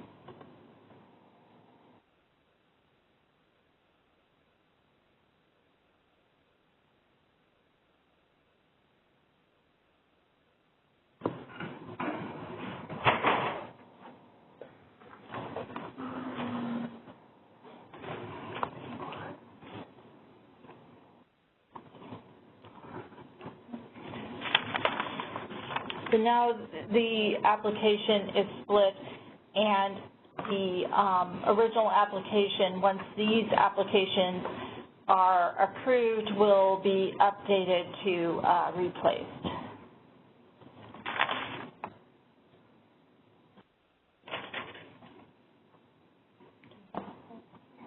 Okay, we have some questions on that.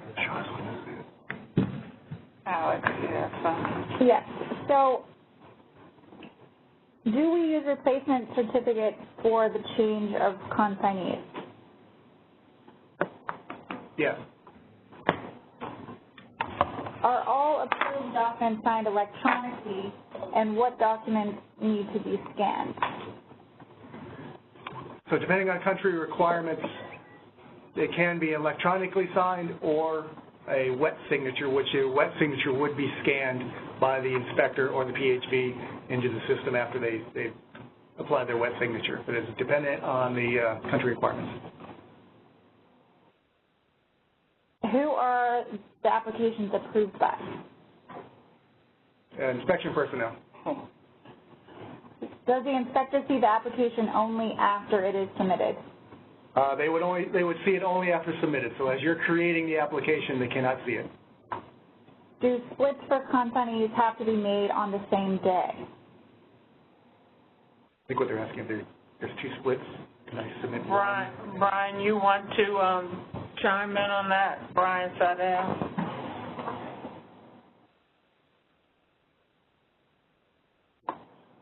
Yes, Carol. Splits have to occur at one time.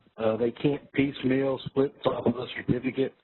So, for instance, if they have one certificate with 3 products and they want to split it, they have to do that right now. They can't just split one today and then come back and then split another one off of that original certificate tomorrow. So that all splits have to be done at one time. Thank you.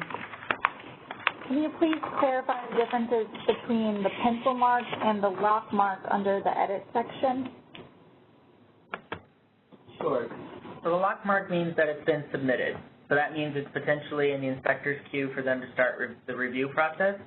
If you click the padlock, it'll turn back into a pencil. That means it's unsubmitted, and you can go in and make those changes. If an application is approved and the PHIS site is down, can we still ship the product? Well, if the application's been approved and signed off by the inspector, yes. And you have a copy of the certificate. You have a copy of the certificate. When would a split application be needed, or what is a split application needed for? A split application, you may have original certificate that for some reason something has changed and the product didn't go to that customer. Let's say you have 2 other customers that want it. You could take it from that certificate and split it into 2 additional certificates for export. What is the timing on receiving an approval? This goes back to what we said before, your communication with your inspector, as Lyndall said earlier. So how it's being done today would be the same process. So you make the arrangement, the inspector will be contacting you. You still have to stage and re-inspect and those things. Will establishments that don't send to those first 16 countries be able to assign roles when the rollout happens, when this rollout happens? No. We'll get further clarification on that, but if the system will not, so there'll be, let's say a couple of things. When this rolls out, the corporate piece will be available for domestic. So those roles will be eligible. But as far as export, it will only be for those countries that are eligible. So the next 16, and the next whatever it is, but we will not be giving out roles to companies to export product that's not out in the queue yet. When can the inspector see the application? Goes back to the earlier question. Only when the applicant hits submit, it will create a task on the inspector's calendar, and that's when they can schedule the task and then open the task to see the certificate or to see the application. So only after it is submitted. Right. For purpose of this. How will the unlock take place after submission when sending the data via batch? Sure. So batch works a little differently, and you would use the update schema to make any updates to your application. If the application is in a status where the inspectors already started reviewing it, you would be notified through the error message either through the web service or the UI that your update couldn't be processed. So this is Bill Smith, so I do want to come back. Folks in the room are telling me on this role question, we will get a clarifying answer out on that as to when roles will be available after June 28th.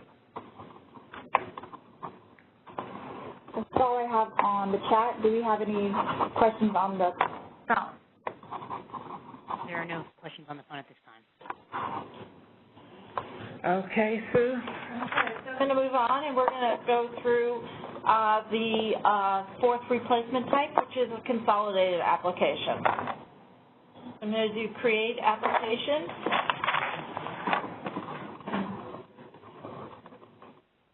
And I'm going to select the consolidate type. And for the purposes of this demo, I recorded the numbers already. So, and select my reason why I'm replacing this, and then I would type the already approved certificate numbers, and no spaces are required. You'll see there's a little comment here that says for multiple numbers, separate the numbers by commas with no spaces between. So I'm going to click next. And so it will pre-populate with the information from our original approved certificates. And you'll also see that there are links to the original approved certificates in the application header. I've generated a new application number that's replacing 19 and 20. I'm going to click next. Again, if the original application is going to carry over the unique identifier and/or export marks from the original application, and those fields are disabled from updates.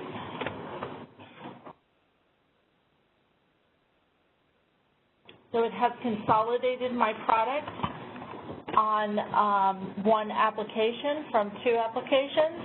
And again, here I can adjust the amounts of the product, but I can only adjust them down, not up. So if I try to increase my packages to 600 and click finish, it's going to tell me that the number of packages cannot exceed the original value. I can, again, remove a value from a weight field. Since this is a consolidated, and again, we have to go, the user is required to put in the total net weight. So they have to add this in. PHIS does not calculate this part of the application.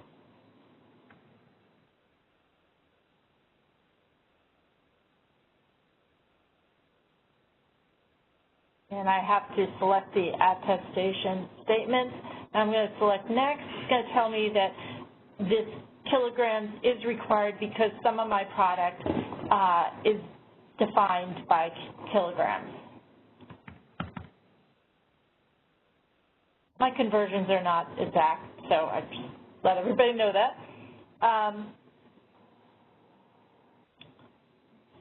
So total weight.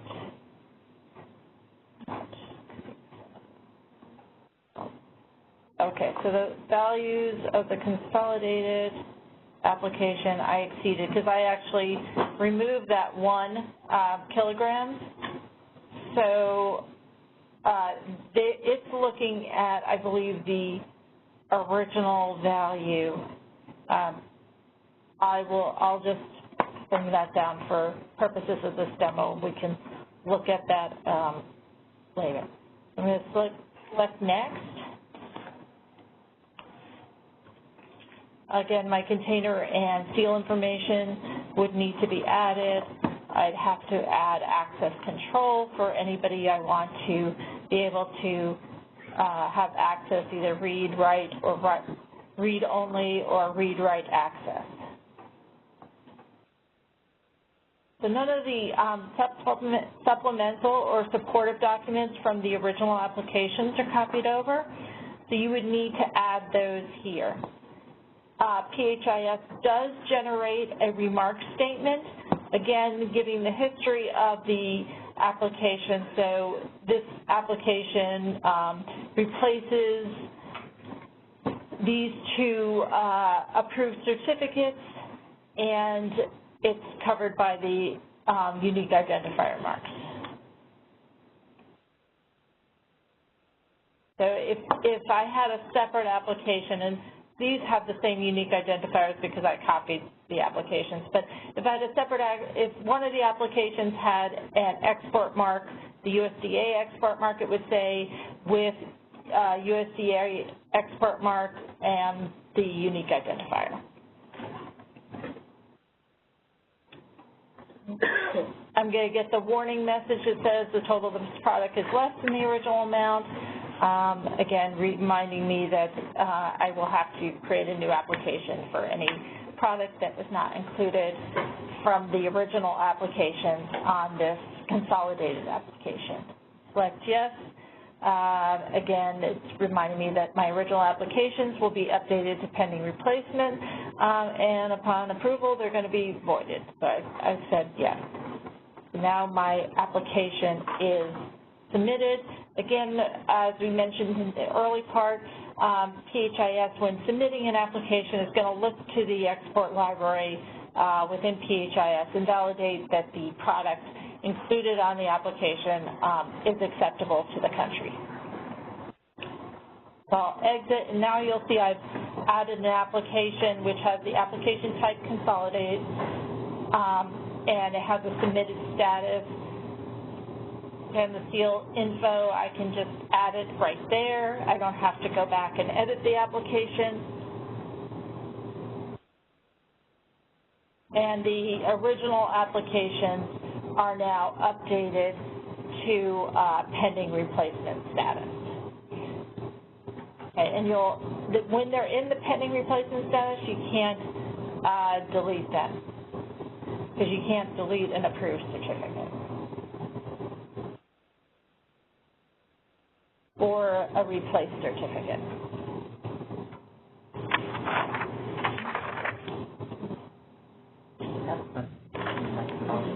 Okay. We do have some questions in the chat. When will we receive a hard copy of the application, and what is the charge for resubmitting an application? You would receive a hard copy of the certificate once the inspector has certified the load and has approved it and signed it, either electronically or wet signature. Then you can get a hard copy of the certificate. As far as the charge, as the Federal Register says, it's charged when you submit an application. You will be charged. Should physical inspection be done before the application is submitted? Does it take place at the unsubmitted status? Yeah, the inspector of the PHB will only, if it's required, will only do a physical inspection when an application comes forward asking them to certify a load, and they would review that application, and then if required, they would do a physical examination of the product. What if the order calls for product codes, but we only fill it with one? Will we need to delete that product code off of the application or adjust the weight to 0? Brian, can you respond to that one? Can they repeat the question, please? What if the order calls for 2 product codes, but we only fill it with one? Will we need to delete that product code off the application or adjust the weight to 0? I'm not sure I understand the question, honestly. So this is Bill Smith. So I think we've said the company has the ability to change the application up to the point they submit it to the inspector. So up to that point, they can change it. After that, they can't. And if you're no longer going to export a certain product on a certificate, you just wouldn't put 0 in the weight. You'd remove that product from the certificate if it's not going to be represented on the certificate.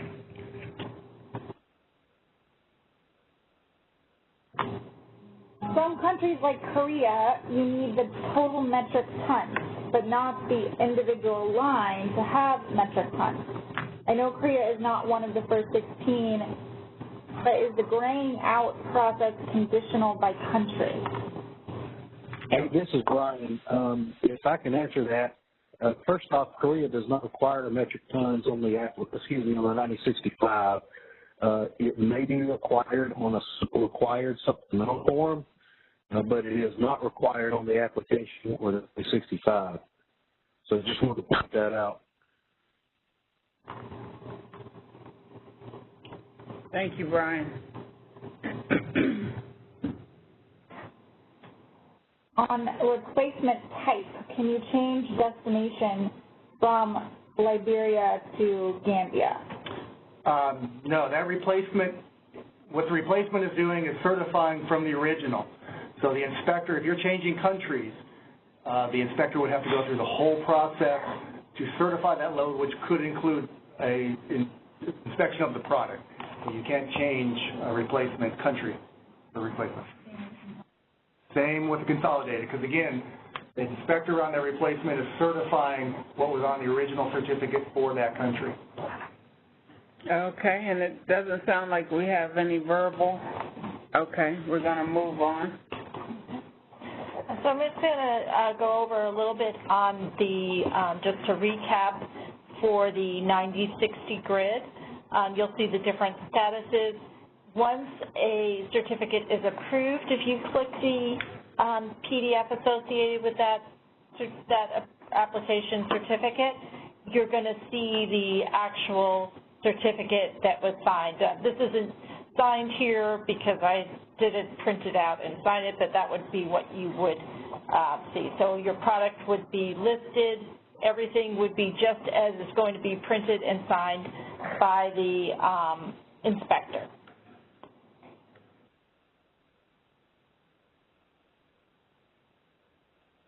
And just mention the reviewer's name will appear if it's part of a multi-signature or multi-review application, and after it's been approved or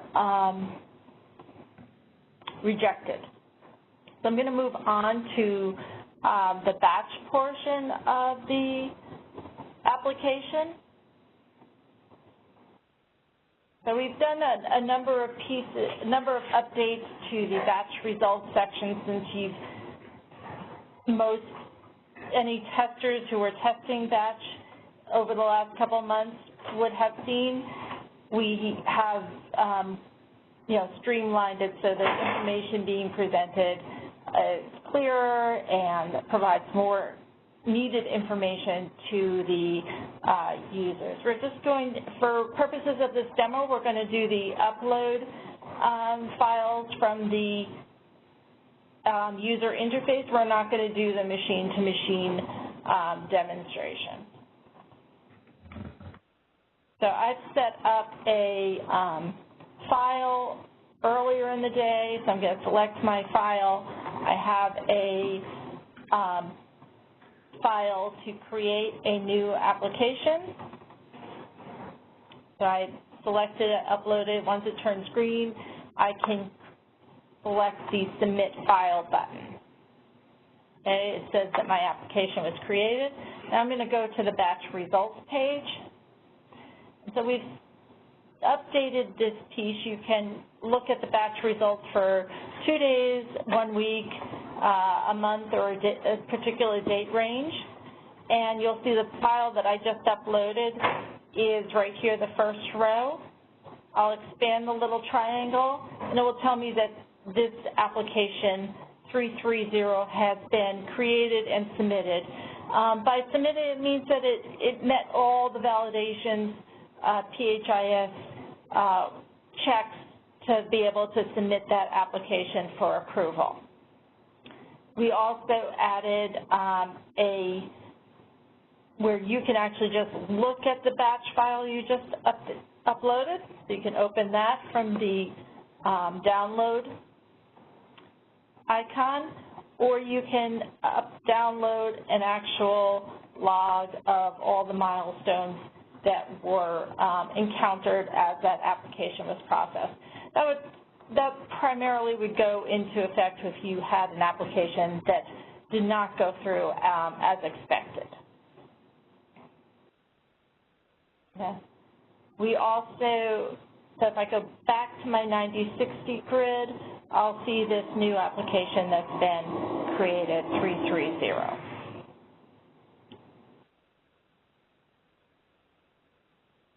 Select another application, XML, and for this one I'm going to select this create application that I intentionally put a mistake in, and click my submit file button. And it's going to tell me that an application was created, so I'm going to go to my batch results, but I'm going to see right here that it was created but with errors. Okay, so that means it didn't, and you can also see there was no triangle associated, so it didn't meet the requirements to assign a application number on it. PHIS will also send an email regarding that, and has not arrived yet.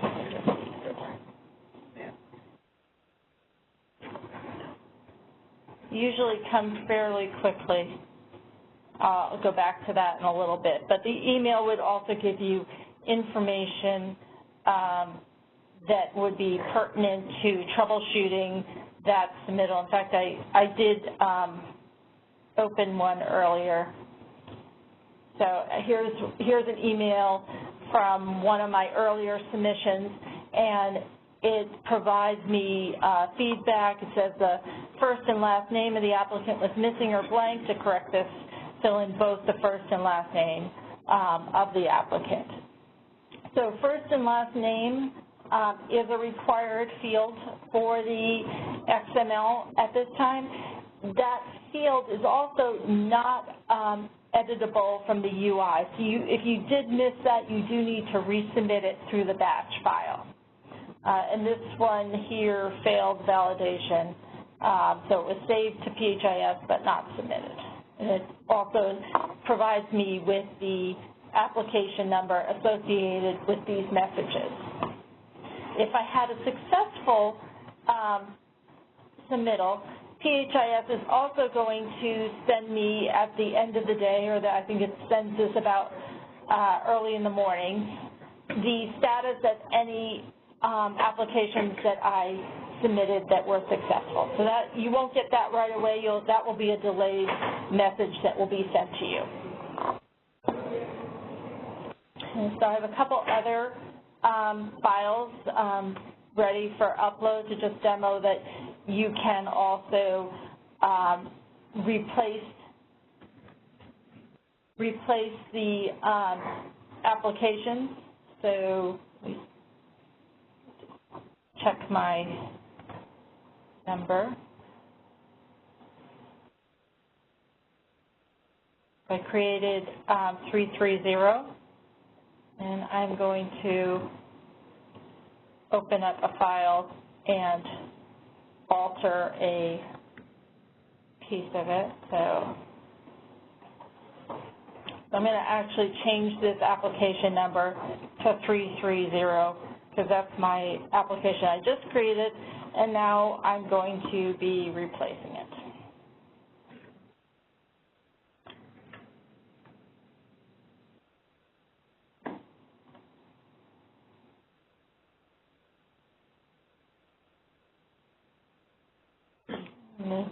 One other piece that needs to be updated when you're submitting these files, and I just want to make sure I don't have a incident with it, is there's a GUID, a unique identifier, so I'm going to just generate one, and just so that we don't encounter any incidents of one that I used in the past, I'm going to update that as well.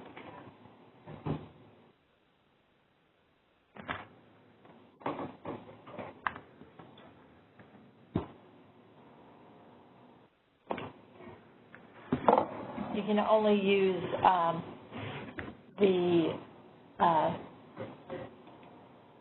that one time.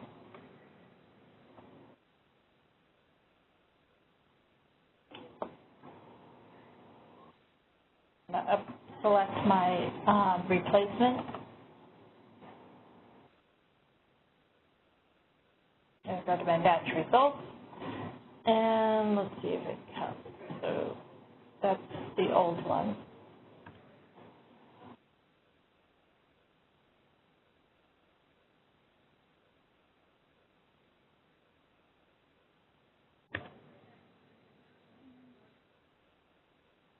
We did, there may be, Anthony's going to just take a look in the background for this. Okay. Can we stop here for questions? So we do have a few questions on the chat. Our current 9060-5 that our in-house system is creating has a different layout than the PDF that you've been displaying.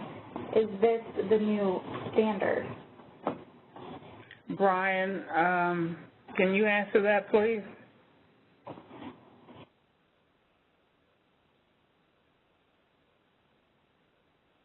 Yes, we will have an updated 9060-5 that we will use once we implement the export module in June.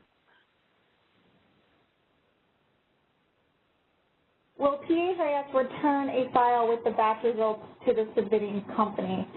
Referring other than an email, would it be an XML file return? So batch supports getting status updates. If you make the right service calls, you can get the status of your application, whether they be errors or applications submitted successfully. So there are service calls that you can make to the batch service for the machine-to-machine communication. Okay. No verbal questions, and so we're going to move on to, is it service account? So we're going to move on to service accounts. So as Anthony was just discussing, for machine-to-machine communications with PHIS, an establishment needs to have a non-disclosure agreement signed by the company. So this is per company. So a representative of the establishment or corporation would complete this.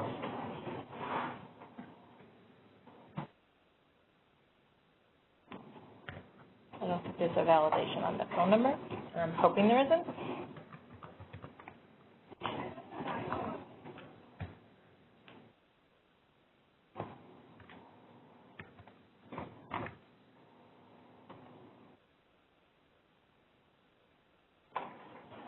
So here I would have to provide a IP address, and it's going to ask me for a legitimate IP, so I'm just going to quickly get the IP address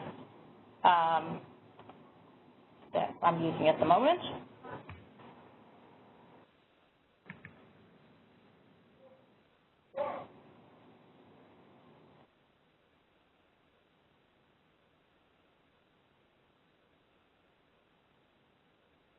It will check to make sure that the right format was used. Email. I missed an email, okay.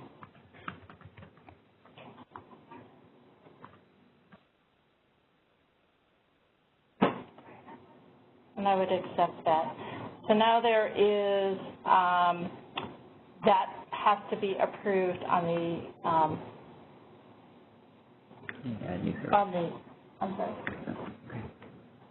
That would need to be approved on the FSIS side before it would be activated. So again, there's additional pieces. If you then wanted to go back and edit the agreement, you could edit it. And this is a service account log. So this is for the group, for the corporations or the establishments that are doing machine-to-machine batch, and again, a service log update. So it's telling me that a new security agreement has been accepted. Okay. Thank you. Are there any verbal questions? Okay, I think we have some in the chat. Does the service include receiving the application number back? Yes. When the application is rejected by the IC because of document error, will an NR be issued? No.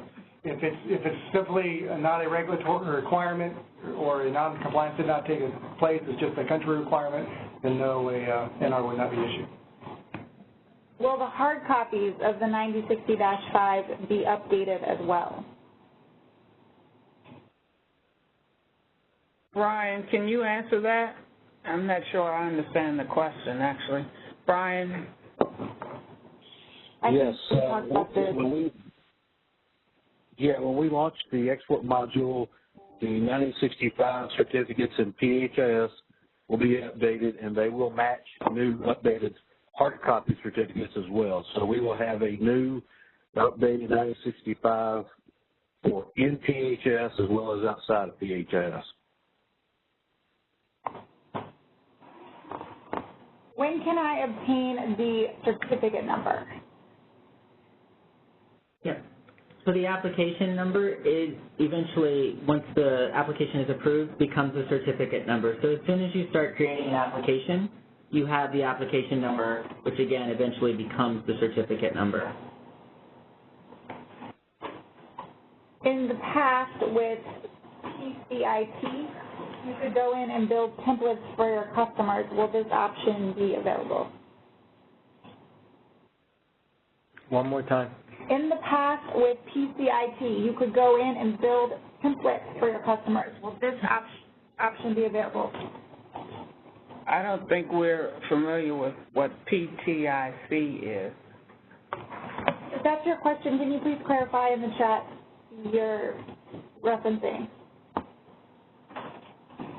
In the meantime, will you be publishing how to retrieve the application number back from the web services? That information should already be available. It's on the website. And we will be publishing the user guides that has a lot of information in them on the web. Okay, I think that answers, we have all the questions and we're finished with the demonstration. So let's just take this opportunity, since we do have the time. Is there any questions on any of the material that's been presented?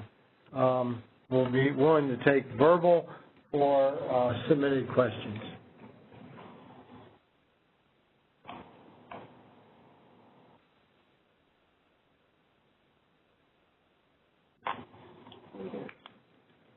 Oh, go ahead. When will the new version of the 9060-5 for the other countries, not in this initial 16, be available?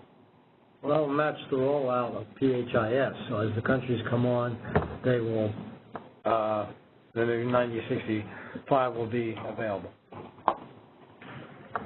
There's the question, what is CSI? A CSI is a Consumer Safety Inspector. That is your inspector in plant.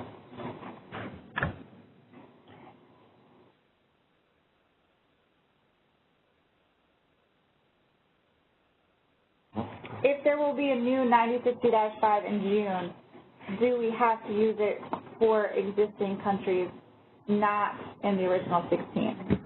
Won't be available to use for the original, other than the countries that are in PHIS and part of this implementation. We'll still be using the old certificates and the old process, paper process, until the country comes into PHIS. Brian, would you like to respond to this, please?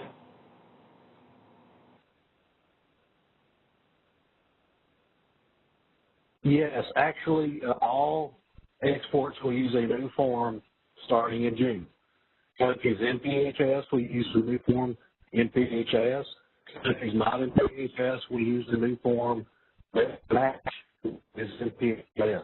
So all meat and poultry exports will use a new export certificate starting in June when we launch the export module. 7 digits?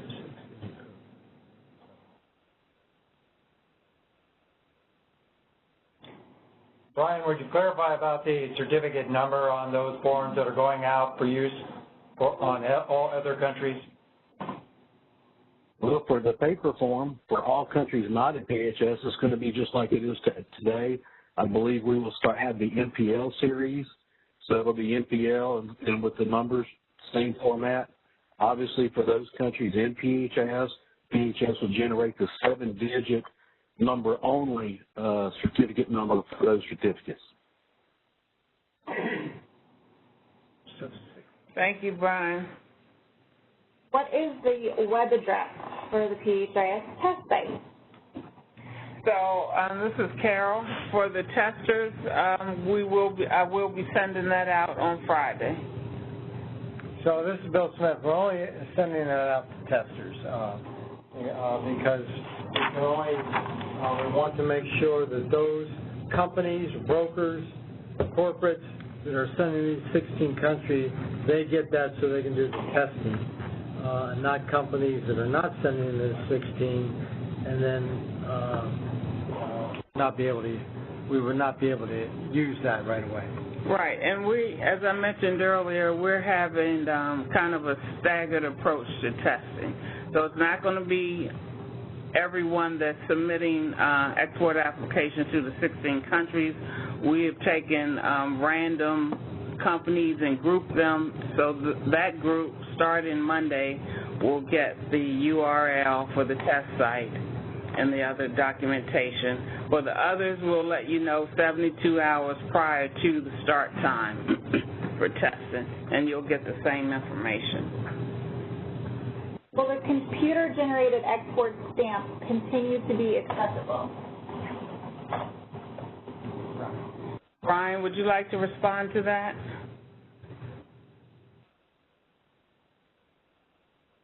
Yes. Yes, the computer-generated export stamp will not change for those countries that are outside of PHS, and then the computer-generated stamp will have 7 numbers for those countries inside of PHS. Will there be a testing window for computer-to-computer submission?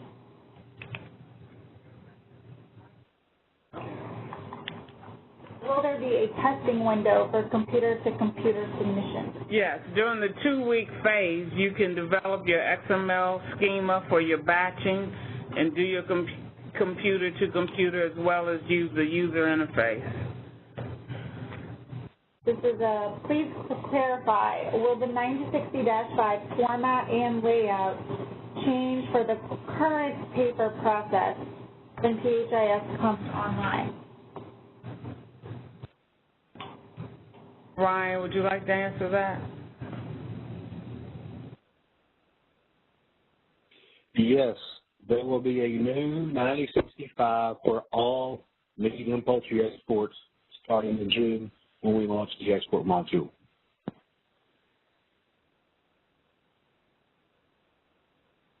When an application is submitted, is the inspector notified immediately, and how long does the inspector have to review the application? Okay, so when the application is submitted, a PHIS task is created immediately for the inspector. The inspector may or may not at that moment know there's a task. When they get into PHIS, they'll see the task. However, as we stated in the beginning of the meeting, there's a communication and a relationship between the inspector and the plant when they're exporting, and we don't expect that communication or relationship to change. Many times the plant discuss with the inspectors and PHVs well before exports are started what they expect for the week or what they expect to send out for that day.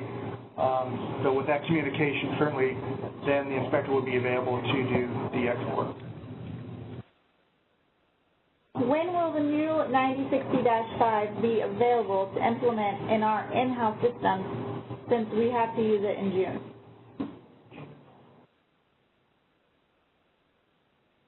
Brian, can you hear me? Respond to that. Yes, we can hear you now. Okay. We do not have a published date for that form, but it will be available for IPP to acquire and will be ready for use on the effective date in June. What browsers are compatible for the application?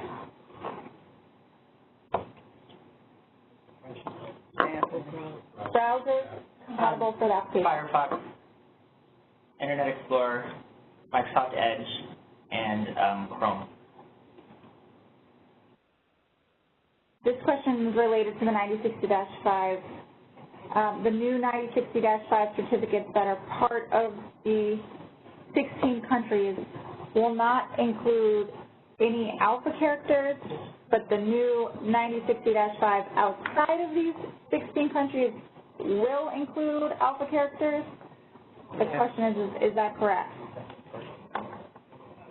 So, Brian, the countries part of the 16 will not include alpha characters, but the new 9060-5 outside of those 16 will include alpha characters. They're asking for clarification.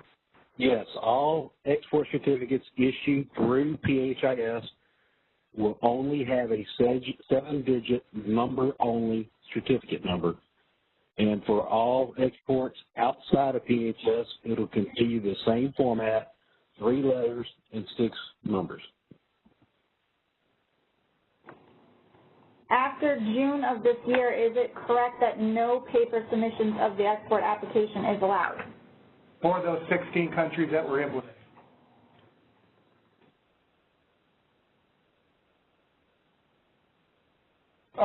Wait.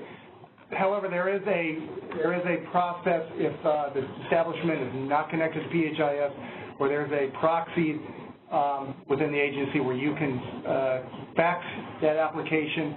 The proxy within the agency will enter it into PHIS, and then it'll go through the process electronically. Forgot about that. Anything else, Al? No verbal. No other questions? Okay, well, we do thank,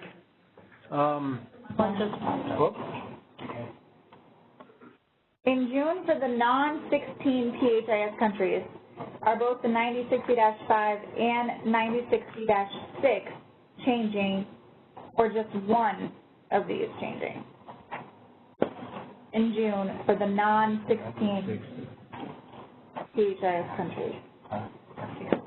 Brian, would you like to answer that? Yes. There will be a new 9065 export certificate, as previously explained. We will also have a new updated application that will be effective at the same time and will be used for all exports, those in PHIS as well as those outside of PHIS. So to simplify things, we will have one export application and one 9065. The difference with the 9065 is, will it be printed by PHIS with 7 numbers, or will it be a pre-printed paper form with 3 letters and 6 numbers?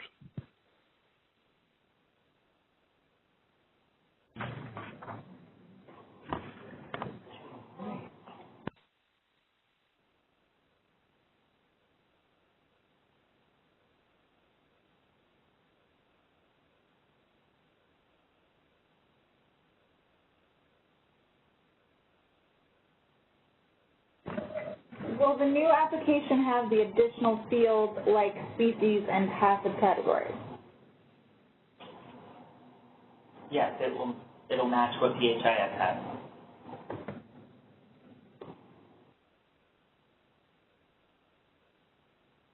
Okay. Okay, this is Bill Smith, and again, I want to thank Harmonia for your excellent presentation, and thank you. I want to thank everybody that contributed, our panel, answering questions. And again, if there's further questions, I'm going to ask Carol Spencer to identify where those questions can be sent so that they can be answered. Okay, if you have additional questions, you can send it to the PHIS Technical Q&A. That's an email box. I think most of you already have that. It was in the letters that we sent out, several of the letters that we sent out. I think it's also posted at a slot on our web, but it's the PHIS Technical Q&A. Okay, thank you. Okay, thank you.